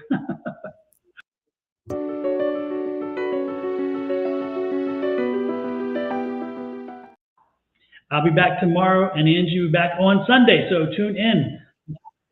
Exactly. I'll be back tomorrow listening to you and Shauna because y'all crack me up in the morning. And I don't have no meeting schedule. I had one meeting scheduled for tomorrow. I was like, decline. I'm not doing it. You had other priorities. Take care, y'all. Thank you. Have a great weekend. Happy Mother's Day, everybody. Adios. Thank you. Thank you. Thank you.